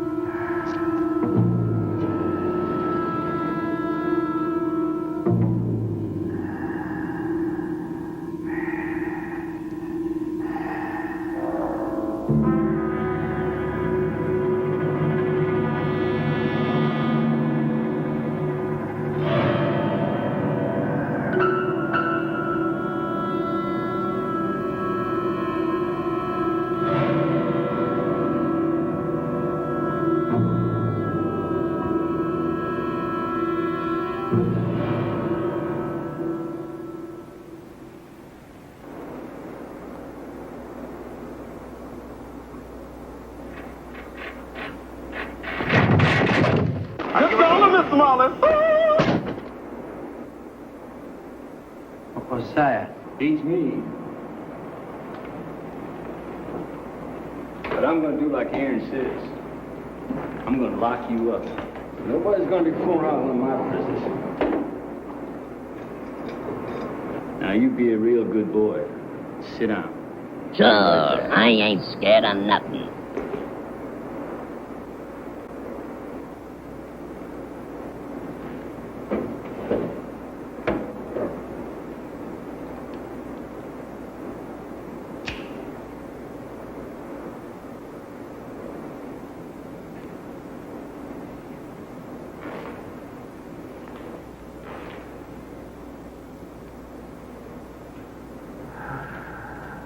All right. Come on up.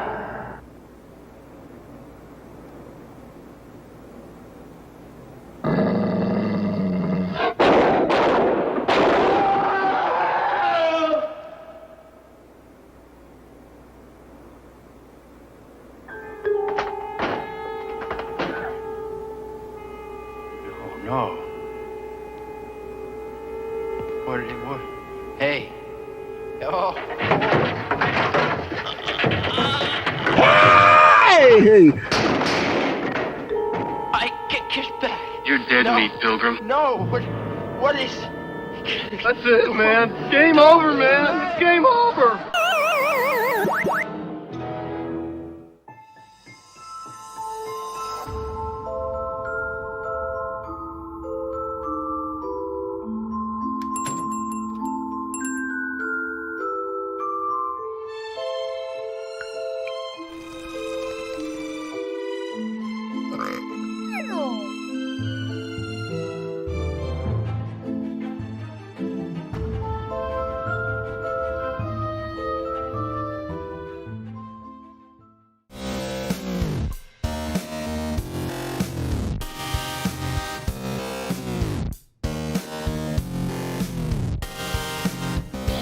Hey, what's buzzing, cousins? Grim Gory here at the Akron Comic Con 2023, and I'm standing here with actress and model Lisa Neild. How's it going, Lisa? Good. How are you doing? Oh, not too bad, not too bad. Yeah, Good. We're almost through day one here, and thought we'd stop by your table. We met you here last year, Yes, and we did. We met last year. Yeah. You know, I picked up a movie that you were in. It's the Hellcats Revenge, and I watched it. It's very, very good. It makes me want to see part one now.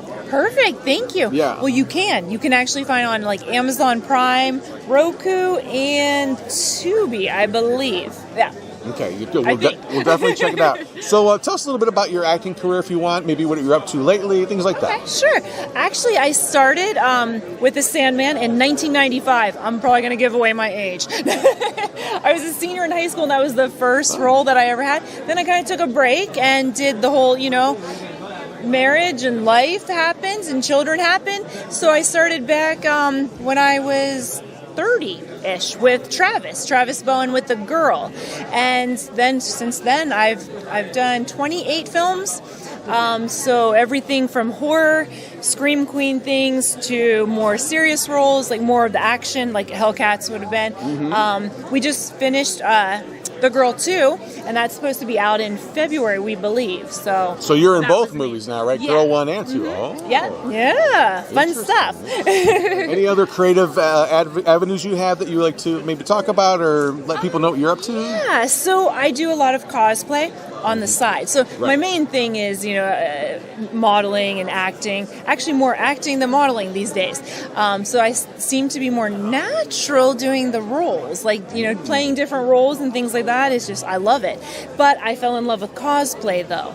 So that's kind of my side hustle, if you will. I got you. Yeah, I just do it because I love it. I do a lot of modeling too lately. But I'm talking about like modeling clay. I sit there and make little sculptures. I need friends, so I make my own little friends. And there you go. Yeah, hey, so, that's gotta, right. Gotta do something. That's anyway, right. So great. So we're gonna definitely have to check out The Girl 2 when it comes out, and you should as well too. Catch up on Girl 1 if you have to. And where can the people find you online if they want to see more about Lisa Neild? So I'm on Facebook, Instagram, and go check my IMDb because it lists all of the movies, and then you can go find all of them. So they're mainly streaming services now that you can find, so that's a good thing. They can find them. Oh, and then I just finished it's out, Attack of the Radioactive Zombies. That you will need to check out too. That is on Tubi. It's campy, creepy. I love it. I love it. It sounds like something right up our alley. Well, thank you, Lisa, so much. Thank you so much, guys. Thank you. Yep, Thank you so much. All right, cool. Thanks. And thanks, everyone, for watching us. Let's get back to the action here at Akron Comic Con 2023.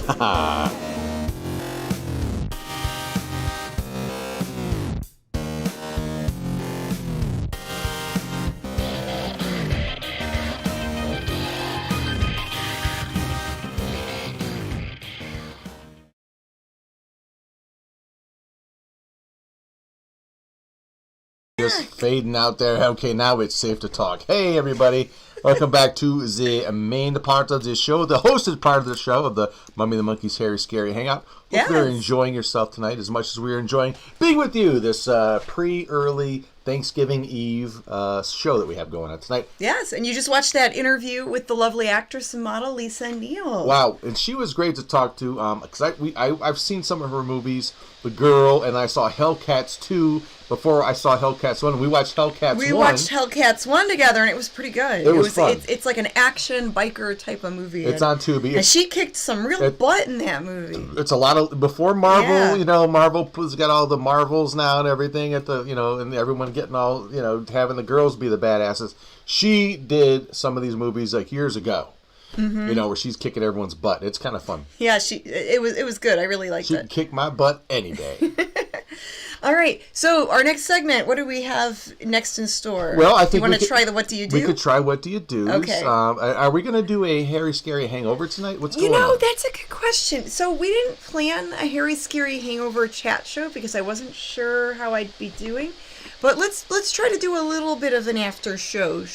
Okay, maybe just a few minutes or so. Just like a skosh. Yeah, okay. We'll go on there and chat a little bit. Sounds good. All right. Okay. All right, so stay tuned, and we'll give you more information on that. But first, for all that, let's dive into our segment of the show where we show stuff that you, the listeners, send in to us. That's called What Do You Do? What so do you let's do? kick it off with the beloved theme song. Here we go. All right.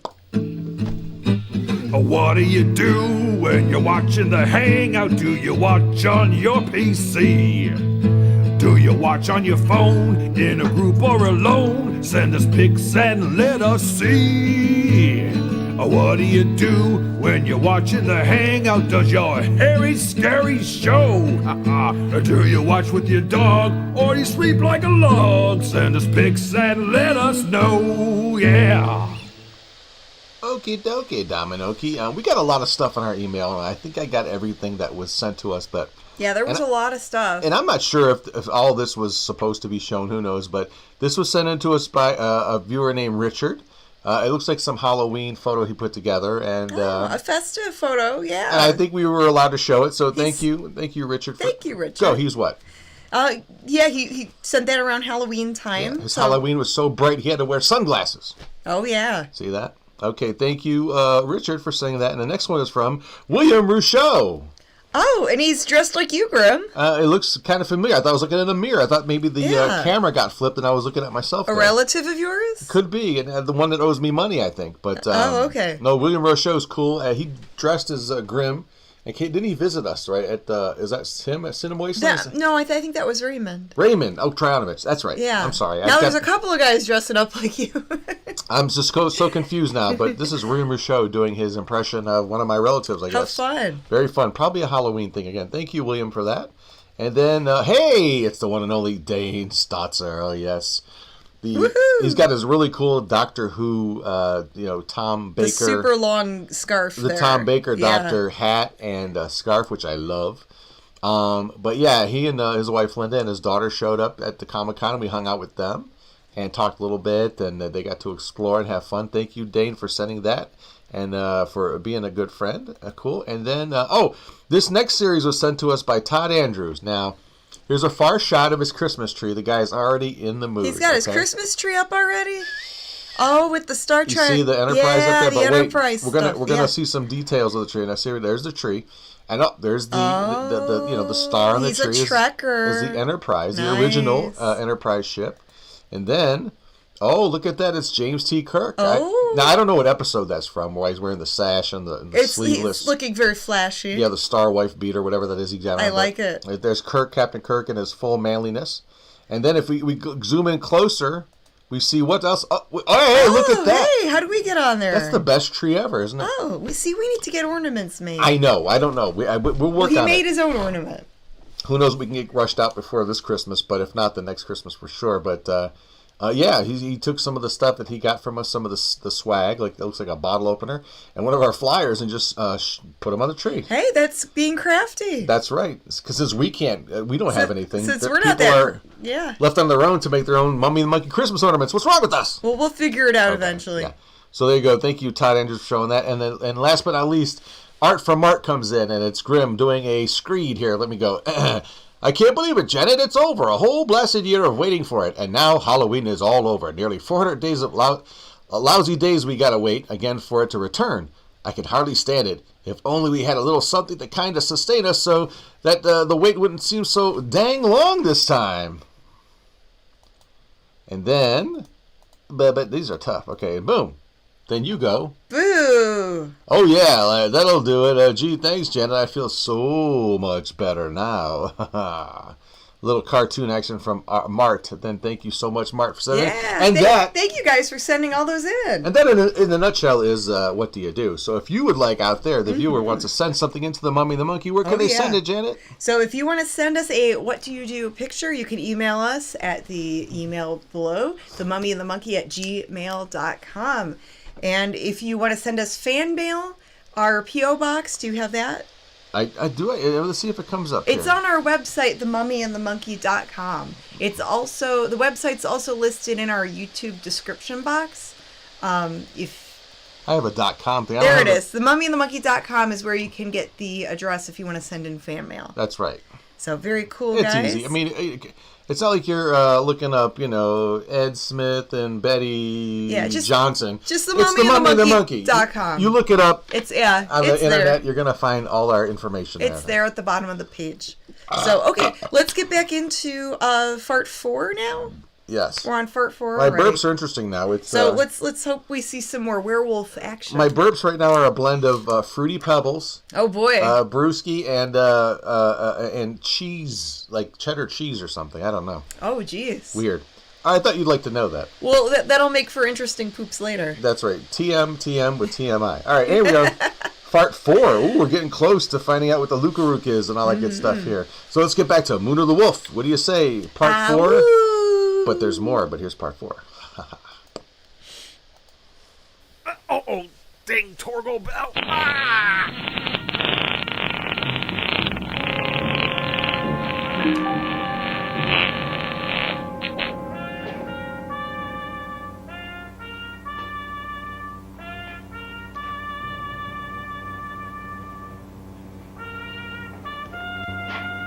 Same except for the blows. This time, whoever did it tore them both apart with his fingernails. Cover him up.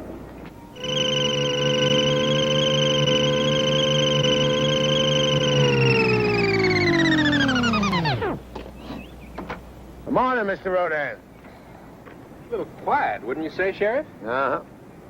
There are probably 8 or 9 guns on us right now. Quiet, please. I am analyzing. Is that so?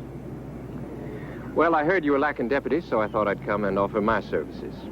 If you think I qualify. Ain't nobody got time for that. Yeah, I appreciate that, but what happens when I'm supposed to give you orders? I guess you'll just have to forget who I am. And remember who you are, Sheriff. Whatever. Well, come on. I'll drive you over to Hughes. I was going there myself.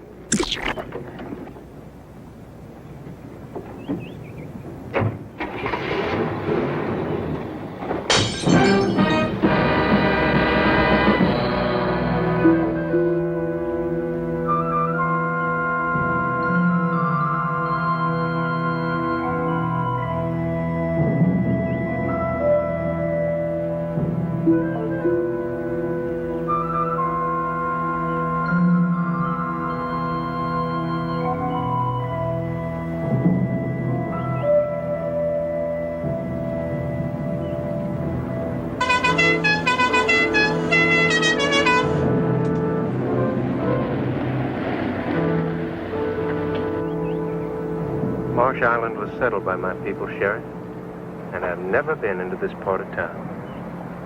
You and your sister have seen a lot of new things these days. I believe you're right, Sheriff.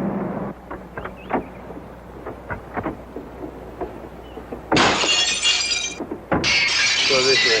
It appears to be just as quiet here as up in town. Twice as many eyes watching us. You seem to have a tremendous knowledge of everything that's going on around you, even when it's completely invisible. Well, I am the sheriff. Morning, sir. How's you? Oh, he seems a little weaker today, Sheriff.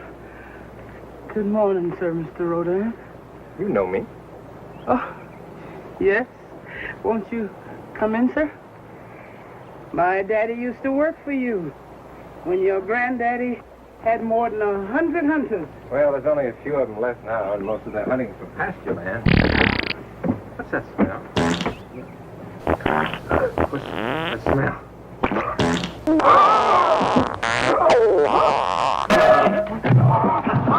What's wrong with you?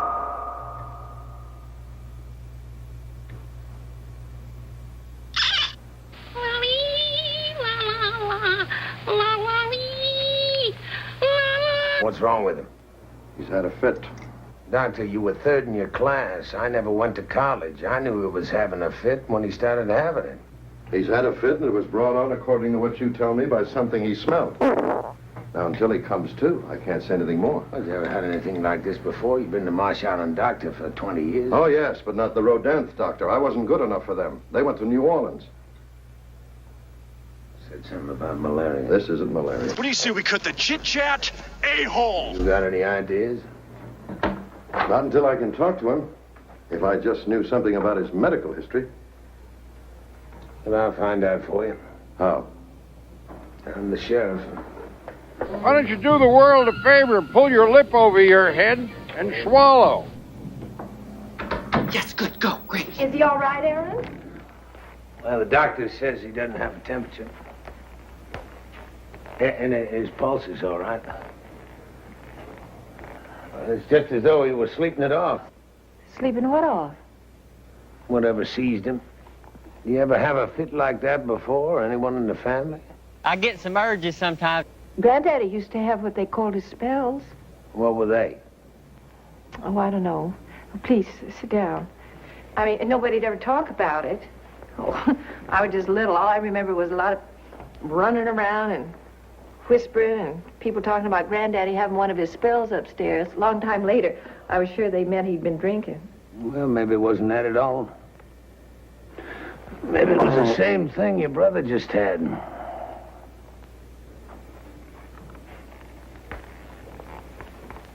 Well, what is it, Aaron? What are you looking at? You know, Fox, I have often paid for women worse than you. That was my mother. She gave it to me.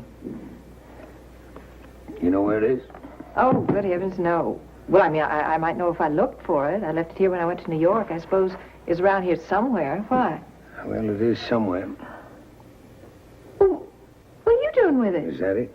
Well, of course it is. Where'd you get it? None of your business. I found it near where they discovered Ellie's body. Oh, get out of She here! stole it? Not necessarily. Well, how else could she have gotten it? I'm gonna find out. You mean Andrew? I don't mean anything. I just mean I'm gonna find out. I'm going to the hospital. Oh, Aaron, could I come with you, please? No. You have to wait in the other room while I question it.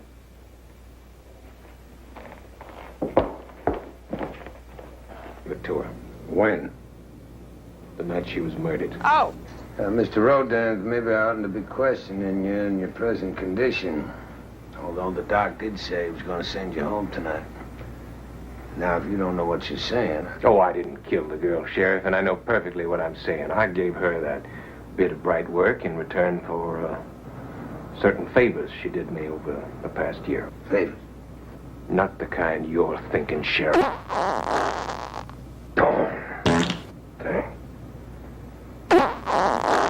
I have a fur from my Schrankman, and I think I caught my woman.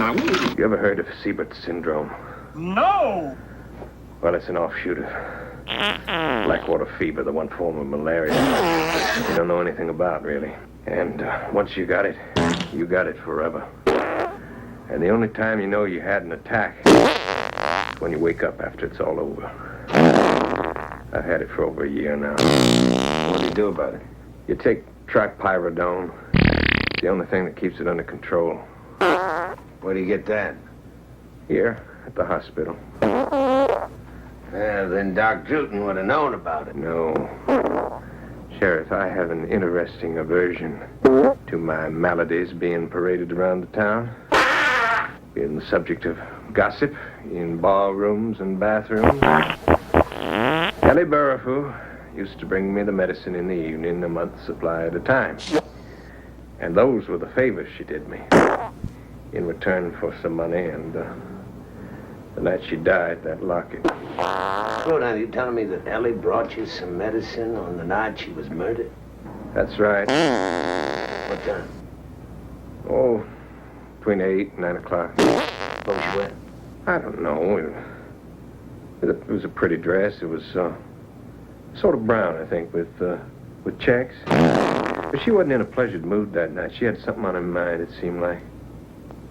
So I gave the locket to Ellie, saying, here, maybe this will brighten you up a little. Did it?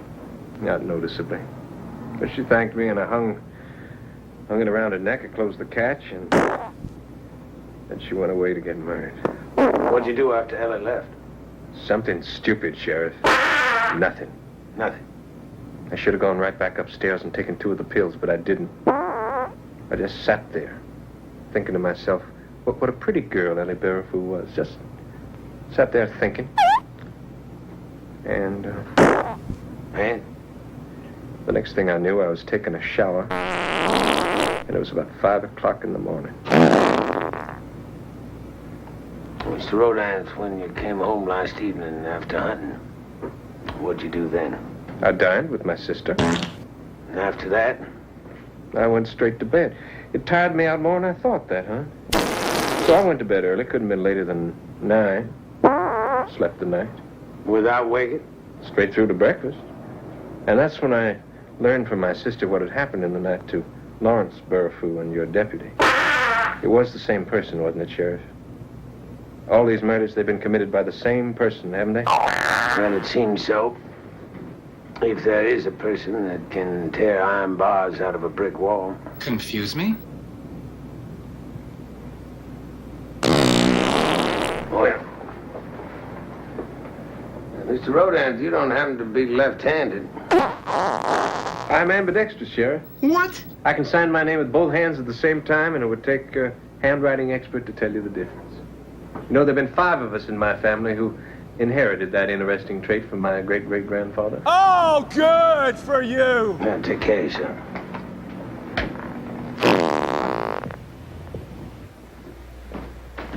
Miss Rodant, is Sheriff Whitaker still with... Oh, What are you doing here? I'm in the middle of infotaining. Aaron, I can't get one person in this fear-ridden town to take this medication to old Hugh. If he breaks loose with one more spell of the Luca Rooks, it'll be the finish of him. I'll take it. A spell of the what? It's something the old man keeps saying in French. Nobody around here can understand it. I know French. Goody. You go with me? Of course. Miss Rodant. Doctor? He said he went to bed at 9. Well, I know it was early. You know if he slept through the night? Well, I don't know. I dropped off about 11. Wow, comic books! Hey guys, I'm Andy Shaggy Cordy, not Keanu Reeves.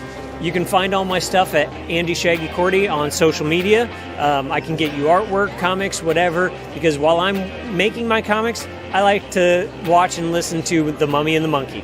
Woohoo!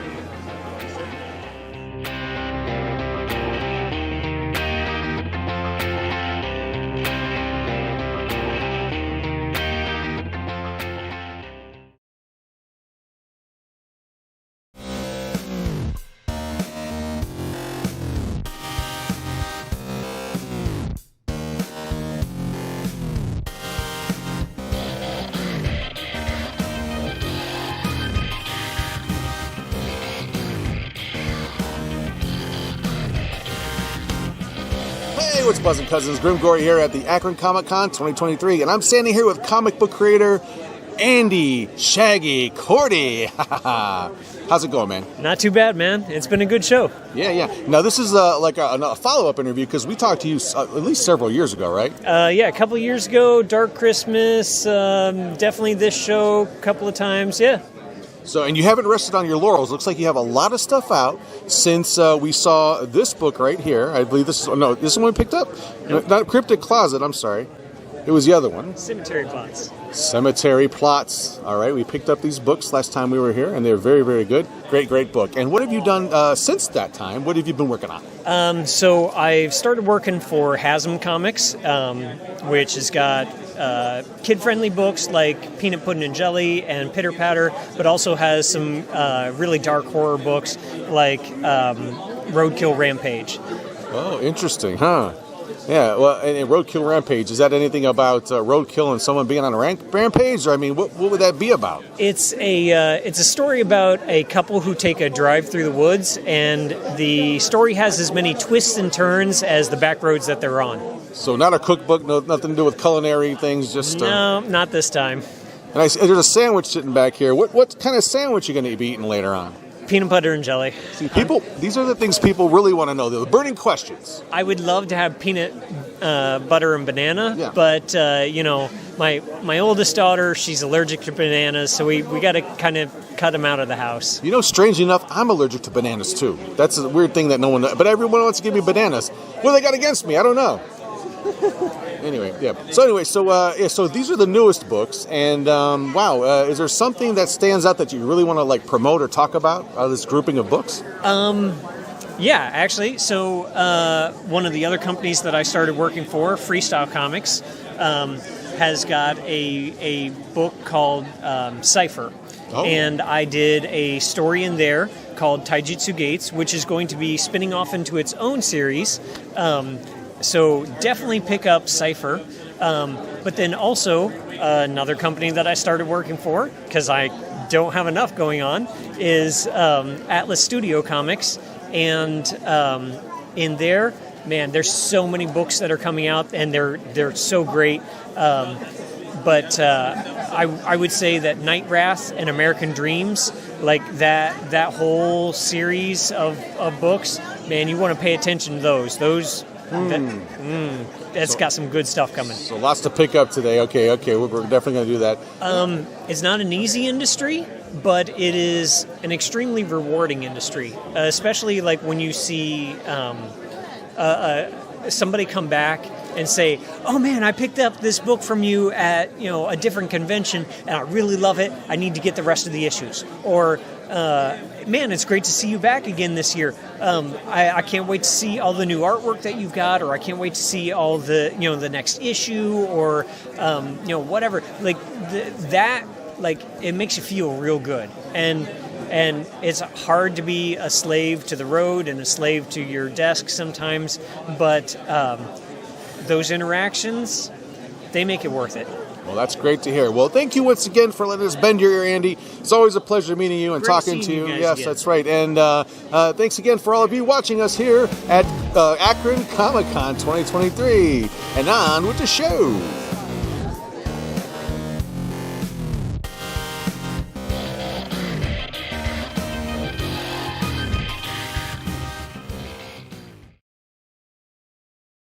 Oh, yeah. Akron Comic-Con feels like just yesterday. It was just 2 weeks ago, but man, what a great time we had. Hey. We always have fun at Akron Comic-Con. I love it. And, we get a lot of people that come out and come see us, so it's fun to talk to you all when you come out. Thanks for making the journey out. And they actually have comic books there, which is great. Real comical books. Yeah, we even made out of paper. We bought we found some dollar places that were selling old beat up readers just for fun. I found some old stuff and kind of fun, so I can't wait to maybe read some of that this weekend. Catch up with a bunch of stuff that we got. Books and books we still need to read. And movies and movies that we've gotten that we haven't watched yet. There's always going to be movies we still need to watch. Oh my gosh. Drowning in movies to watch. Always. But it's fun though, right? Oh yeah. What a great All right, so we watched Part 4 of Moon of the Wolf. And we still don't know what a Luca-Rook is. We're about to find out that family might have some werewolf disease or something. We don't know. Or definitely something. Some hereditary werewolf thing going on. Something stinks, that's for sure, in that family. And wow, he was super gassy. He was. I mean, my goodness. Gosh, if he, just think about how much those farts would cost now. Because gas is so expensive, right? I mean, Yeah, I mean, they could, heat their whole house. Yeah, maybe he should start his own line of cars that run on his flatulence. I don't know. He could. Just bottle that up. Yeah. All right, so our next segment is our little promo segment where we, share some of our whereabouts, what we're doing, type of things. Okay. Well, we don't have any events lined up right now, but our online stores and things like that. Or other places you could see more of Mummy and the Monkey goings-on, like our podcast called Living the Scream. Yes, it's the official podcast. It goes behind the scenes of the Mummy and the Monkey, where we talk about our show, working on that, and our reselling adventures. We haven't done one of those in a while. I'm hoping we can do one in a couple days. Yep, once you're back feeling 100%, we can get back to the live podcasts and doing that. So yeah, check out. But we have a lot of other episodes that are archived. You can always go back and watch those on our YouTube channel, along with our other Harry Scary Hangout episodes. I mean... Oh yeah, there's a lot of stuff on our channel you could go back and watch if you've missed any of the past podcasts. Or if you can't sleep. Or Harry Scary Hangout shows if you've missed any of the other ones. Check them out, please. It's free on YouTube. And then, well, not that. Hey, you know what? We said we're going to do it, so I guess right after this show we're going to do an abbreviated or somewhat Harry Scary Hangover. So the fun won't be over yet once this show ends. Don't fret. Mummy and Monkey are back. We're fun size today, all right? Yes. And then, hey, if you want to look like the best dressed on your block, where can they go, Janet? So we have tank tops and t-shirts and hoodies and pillows and all kinds of fun stuff on our Teespring store. Different colors and designs to choose from, different sizes. There's even some kiddo ones for the mini monsters. Nice. You can use coupon code BANANAS. Hey-o. The sale is bananas. You get 15% off anything you choose in the store. The link is in the YouTube description box below, and it's also on our website, themummyandthemonkey.com. The link was also on that screen, so if you wanted to go back and pause it, you could check it out. That's right. It's not banana. The coupon code is not banana. It's bananas. Banana right? is plural. More than one banana. One banana, two banana, three banana, four. Mofei Chen, thank you for the super chat. That's really sweet. Let me grab my barber papa. Thank you, Buffet. And yeah, there's 142 watching, guys. Nice. Click the like button if you're watching us on YouTube. You know, we do appreciate that. It helps with the YouTube algorithms and the robot overlords. How's your algorithm doing, by the way? My algorithm? You working on it? I'm working on it. Good. So I think everyone should. That's your homework assignment this week. Before your Thanksgiving dinner, work on your algorithms, okay? It's very, Sounds like a math problem. Those are the first things to go, you know? I flunked algebra, so... Oh, yeah? I don't know about that algorithm stuff. Yeah, anyway, whatever that means. But, yeah, cool. So, wow, you ready to wrap up this movie? I mean, we got one more fart to go, and they're nice little, digestible chunks. They're not too long, right? I mean, it's kind of to the point. They're just little chunks. A couple of chuckles in there with the sound effects and stuff, you know. Yeah, so maybe we'll actually get to see the werewolf. That's right. And it's an action-packed ending. It really is. Don't trust me. The ending is very good. So they saved all the action for the end of the movie. They did for Act 4, all right, in this part. And if nothing else, maybe there will be more farts in this fart to make you can more guarantee enjoyable. that. There's always going to be farts. But, yeah, I think we exceeded our fart quota as, imposed by the fart burger out there. Oh, boy. Yeah. But, no, there is no fart restrictions here. It's a free-for-all with the farts. A free fart for all. With the sound, yeah. Good thing this isn't in smell-o-vision. Thank goodness. That's right. All right. All right. Well, let's get back to it, guys. That's right. Fart 5, wrapping it up. Moon of the Wolf, right here on The Mummy and the Monkey's Hairy, Scary Hangout. What he said. Well, you're just in time for what might be a very unhappy ending.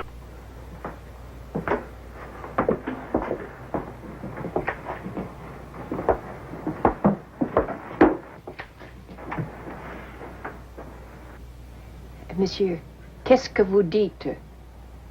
I know speak English. Monsieur, répétez ça, s'il vous plaît. Moi.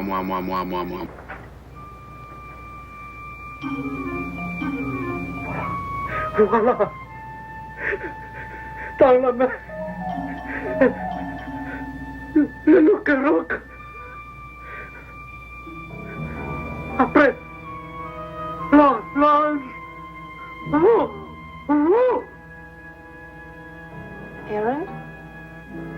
Aaron, it's his dialect. Loup-rook. He's saying loup-garou. Werewolf. He's saying werewolf.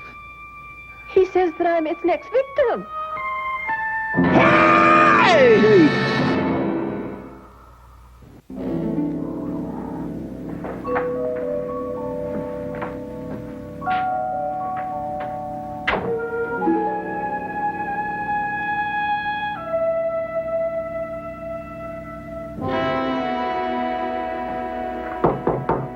Mr. Rodin?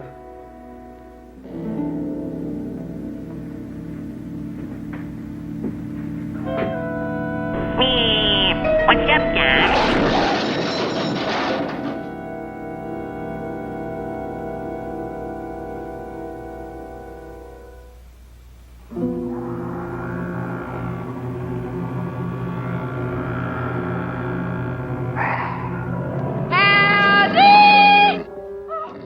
Oh, good Lord, you scared me.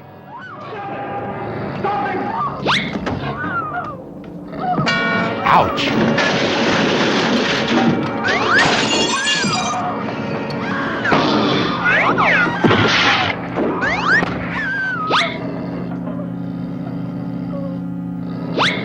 Back off, Jack!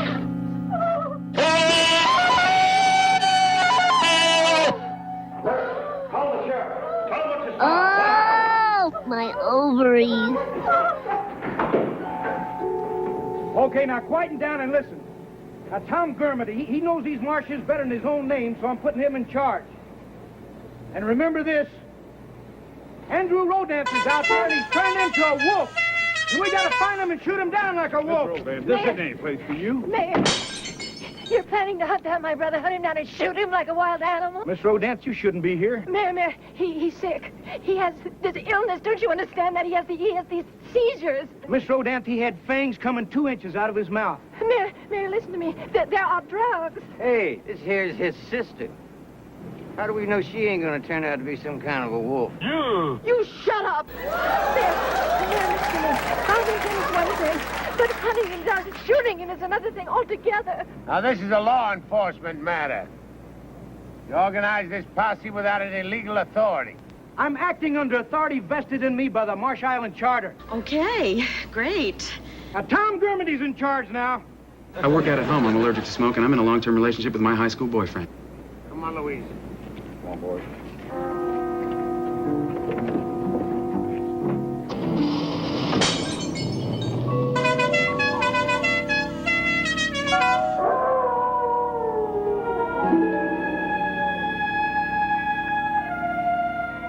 You're spending the night with Fred Jarvin, male prostitute.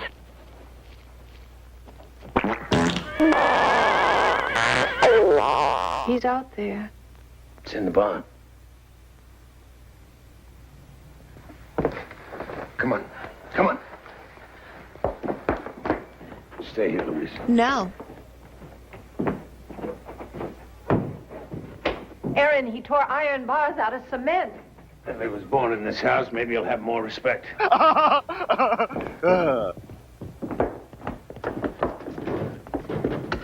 And after I leave, lock and shutter this door. Then go in there and lock and bolt that door. And don't leave the room. I don't know what I'll do when I find him, but it won't be what they'll do. Now, don't leave the room. Don't answer the door until you hear it's me, Aaron, saying it's me, all right? Aaron, if he has to be killed, not their way. Chicks dig me because I rarely wear underwear, and when I do, it's usually something unusual. What up?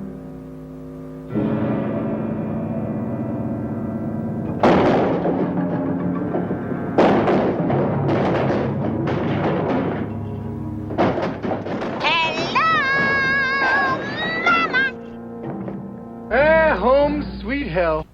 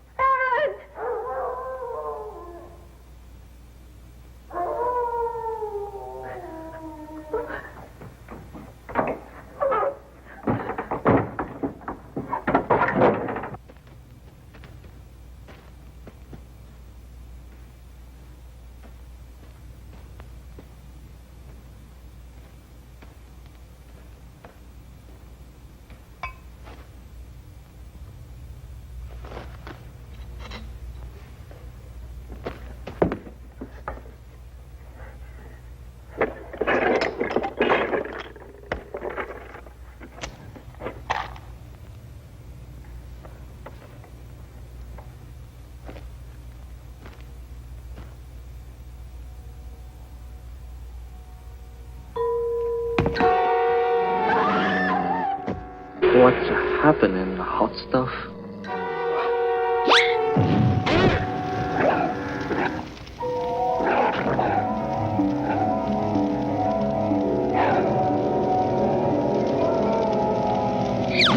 Ouch.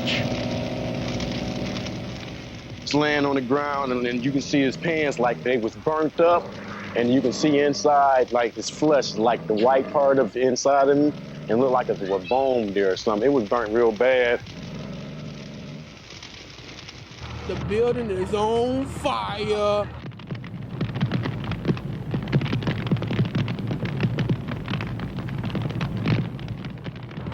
We ain't gonna be in no fire, not today.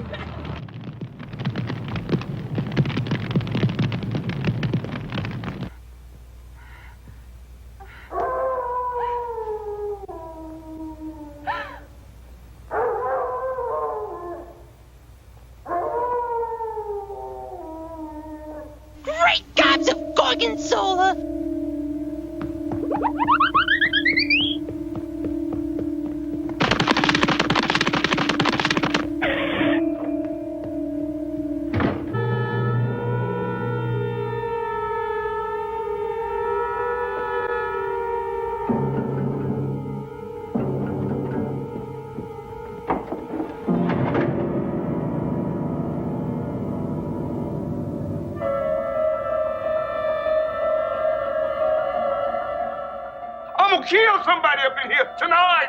You watch.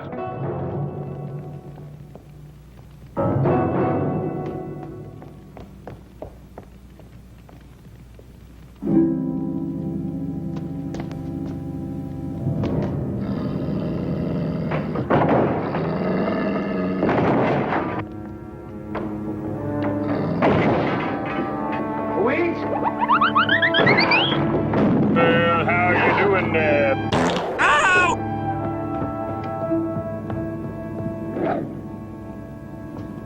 Ouch. Aw, crap.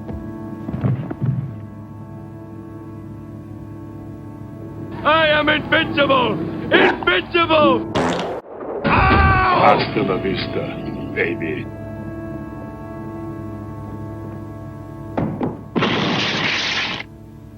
What's going on? Oh, Aaron. He knew. He made me fire at it. He knew. The bullet. He must have had them fast. He must have done that. He knew.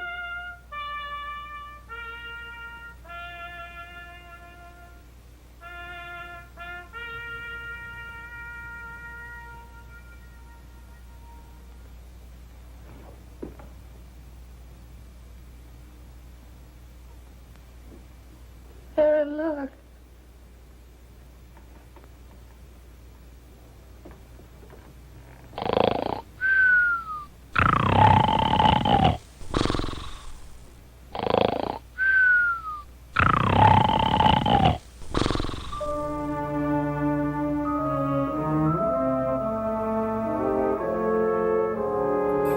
Darn, that's the end.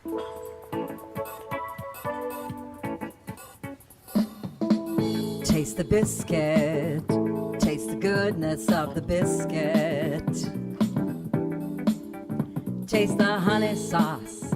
Taste the goodness of the biscuit with the honey sauce. Don't get that honey sauce on me. I don't like the way it tastes with my chicken wings.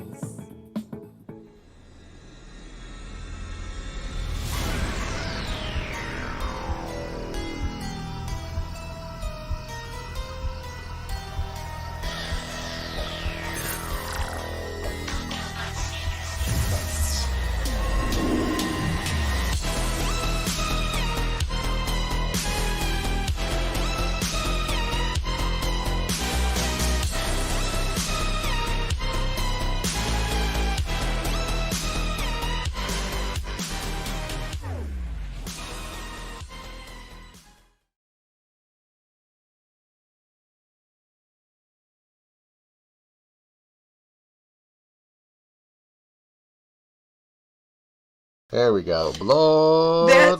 That song at the end. Taste the biscuit. Later on, Taste if you the guys want a goodness good of the laugh, biscuit. look up on YouTube, Taste the Biscuit. Taste the honey sauce. Yes. Taste the goodness of the biscuit with my honey sauce. Yeah. But don't get that honey sauce on me. I don't like it when it tastes on my chicken wings. It's a real song. It's a real thing, I guess. We're learning more about this thing. We just discovered it recently. Is it Toasters and Moose? Toaster and Moose? Toasters and Moose. Toasters and Moose? Yeah. Anyway, it seems to be a little bit of a rabbit hole that we're not aware of yet. It's a weird internet fad that's amazing. It's been around for a little bit, but I know it's real popular on Instagram now and TikTok, I believe. But we just stumbled upon it, and I was infected first, and then and now it's you're stuck running in my around head all day singing this darn song. Taste the biscuit. So now, what are we going to get tomorrow? We're going to get KFC. We're going to get some KFC tomorrow. And we're going to taste the biscuit. And we're going to taste the biscuit. With the honey sauce. We're going to watch the movie that they made this song for. There's a whole movie revolving around, it's this whole thing that we're going to learn about. It's the internet, right? You're stumbling into these weird little pockets and these weird little worlds out there. And this is like an independent production where these two people, they're an act or whatever, they came up with an idea to make a movie, like I think it's like a mockumentary or something, like Spinal Tap or something like that. It's about like a band reunion. A fake band that they made up, and who knows? So Victor, thank you for the $5 super chat. He says, great show, happy Turkey Day. Yeah. Anyway, anyway, we have a prize that we have actually digress. two prizes that we're going to give away. That we forgot to mention, but it doesn't matter because all we're going to do, Janet was doing was writing names down. While the movie was playing, there was no email required. Let me go ahead. talk, Grim. Yeah. While the movie was playing, I was writing down all your names in the chat. So if you were commenting in our YouTube chat, I wrote your name down. And so in a little bit we're going to announce the winners for the Blu-rays of Clay Zombies provided by filmmaker extraordinaire Jake Danger Jolly. Jake Danger. You could look up that info on clayzombies.com. Ooh, thank you. Thank you, buddy. Okay. For those awesome prizes. So but we're gonna travel back in time for a minute. That's right. We do have a TV show time travel. You always ask me what year, and I do know the year. We're gonna travel back to 1976. 1976. Wow. We're gonna see what was playing in the Cleveland, Northeast Ohio TV area, the local television stations that were, some were local, UHF, and then some were the affiliates of the big networks. Back in the day, we had before your Netflix and all that. You could count the number of channels on both your hands that we had back in that day. Oh, yeah. So I get our TV guides out that I've collected over the years, and I'm plowing through them, seeing what played on a Cleveland, a night in Northeast Ohio, kind of close to the date we air our shows. Yes. So this one's going to be fun. So what aired in 1976 around this time? Yes, because we had the privilege of having multiple horror hosts and movie hosts here in Cleveland back from the 60s, 70s, and into the 80s, and into the 90s even. So here we go with this, episode's installment of Cleveland TV show time travel. All right, here we go. La Cathay. We go back to the year of Saturday, November something, 19th, 1976. It's the Houlihan and Big Chuck show. And their movie that night was Vincent Price in House on Haunted Hill. A classic. Yes, everyone's familiar with this one. Yeah. A bunch of patrons are, There'll be food and drink and ghosts. Yeah, offered $1 million if they stayed? $10,000. Is it only $10,000? Forget it. That was a lot of money. Well, later on, still a lot of money on back that now. same channel at 1:30 a.m. on 8 All Night, not hosted, but it was still cool because they showed movies like Black Friday, starring Bela Lugosi and Boris Karloff. Wow, to see them together. Yeah, usually at 8 All Night was, again, a non-hosted movie show, but it would show two movies. Were they shopping at the malls? They may have been. Well, the following day, on Channel 43 at noon, it was Superhost. His 4-hour show started with an hour of The Three Stooges. That's right. And sometimes he mixed it up with the likenesses of these guys' antics and someone like Leon Errol or Superman or Dick Tracy serials. And again, that was about the first hour from noon to 1. And then at 1 o'clock, his movie there of 2 was Unearthly Stranger. Yeah. This was a British, I think it might have been a made-for-TV movie. I'm not really sure. But it's kind of hard to find this one. But not a lot I know about this particular movie, but kind of neat looking, kind of weird. And the second movie that day at 2:30 p.m. was Frankenstein's Daughter. Now, I don't know if this has to do with, a child, he had to pay, child support. Frankenstein, but looks like he might have had a kid with the bride, so their journey didn't end there with the Bride of Frankenstein. Oh, okay. And they had to go on Maury Povich to prove that she was the daughter. They've got some family drama stuff going on. And I think that Frank turned out not to really be her. That wasn't really Frank's. I think Maury Povich cleared it up. I think, okay. In the case of, 30-year-old. Well, if they were pieced together, they could have have 20 different dads. That's right. That was a big. If they came from other people. Yeah, that was like a month long. 20 different body parts. Yeah, it was like a month long episodes of Maury Povich. That would be interesting, right? See, now that should be a movie. Yes, where they DNA test a Frankenstein person. And whoever makes that movie, credit us. Or that's right. Put us in the movie. They wind up on Maury Povich, and there's like 30 guys on stage. Yeah, there we go. All right, there you go. There's Cleveland TV show time travel. You got to see guys. Some cool stuff there. So, we've got 2 Blu-rays we are going to give away tonight. Yeah, let me grab my sound effect machine. And the movie is Clay Zombies, and you got to see Clay Zombies several weeks back for our Halloween show, or one of the Halloween shows. Episode 217. Yes, but this has the full music video. It has deleted scenes. Oh, verbs. Trailers, short films added on there. There's a lot of cool bonus stuff added on these Blu-rays. So, okay. I've got a bunch of names in the bucket. All right. And I guess I'm going to get up and shake the bucket. Oh yeah. Well, wow. You must be feeling better then. Wow, maybe that'll make me feel better. That's a good sign, folks. If she can get up and shake her bucket. Yeah. There you go. Grim, you want to shake your bucket too? I don't. No? Okay. No, it's all up to you. All right, so shake, shake, shake. Shake, shake, oh, shake. It's a little sick. Shake my bucket. Shake my bucket. Yeah, oh, yeah. All right. You are feeling better. Now, Everyone, get up and shake your bucket. Maybe a lot of other people feel better now. Dance around in your living room and shake That's your right. bucket. Shake those dupas. There you go. Shake it. Now reach your hand in your bucket. Let it hang out. Now it's time for you to reach your hand in your bucket and pick out the first winner of 2 tonight. And what did I say was going to be a winner? What was that? Oh, I don't know. There was a name that you wrote down. I was like, that's a winner. Oh, I don't remember now. It was a cool name, so, too. Okay, I'm picking one name. Oh, it was a Statue of Liberty. Oh, that was a cool name. Okay, I think Statue of Liberty might win. Okay, so Ready? I picked one name. Ready? Here we go. Yes. And the winner is... No way. Gary Smith. Gary Smith? Gary Smith, you are the winner for the first Blu-ray. Congrats. We saw him at Akron Comic Con. We saw him at Akron Comic Con. He's everywhere. He's at all the local shows. He went there both days, and then he wound up going to was it Don Knotts tribute show. So he had a fun weekend. Where Don Knotts' daughter was hosting it. Yeah. I think it was in Akron somewhere around there. And then he came back on Sunday, and then he went to Arthur Treacher's Fish and Chips. Wow. Down there and got him some a good meal. That's great. Well, let's pick another winner.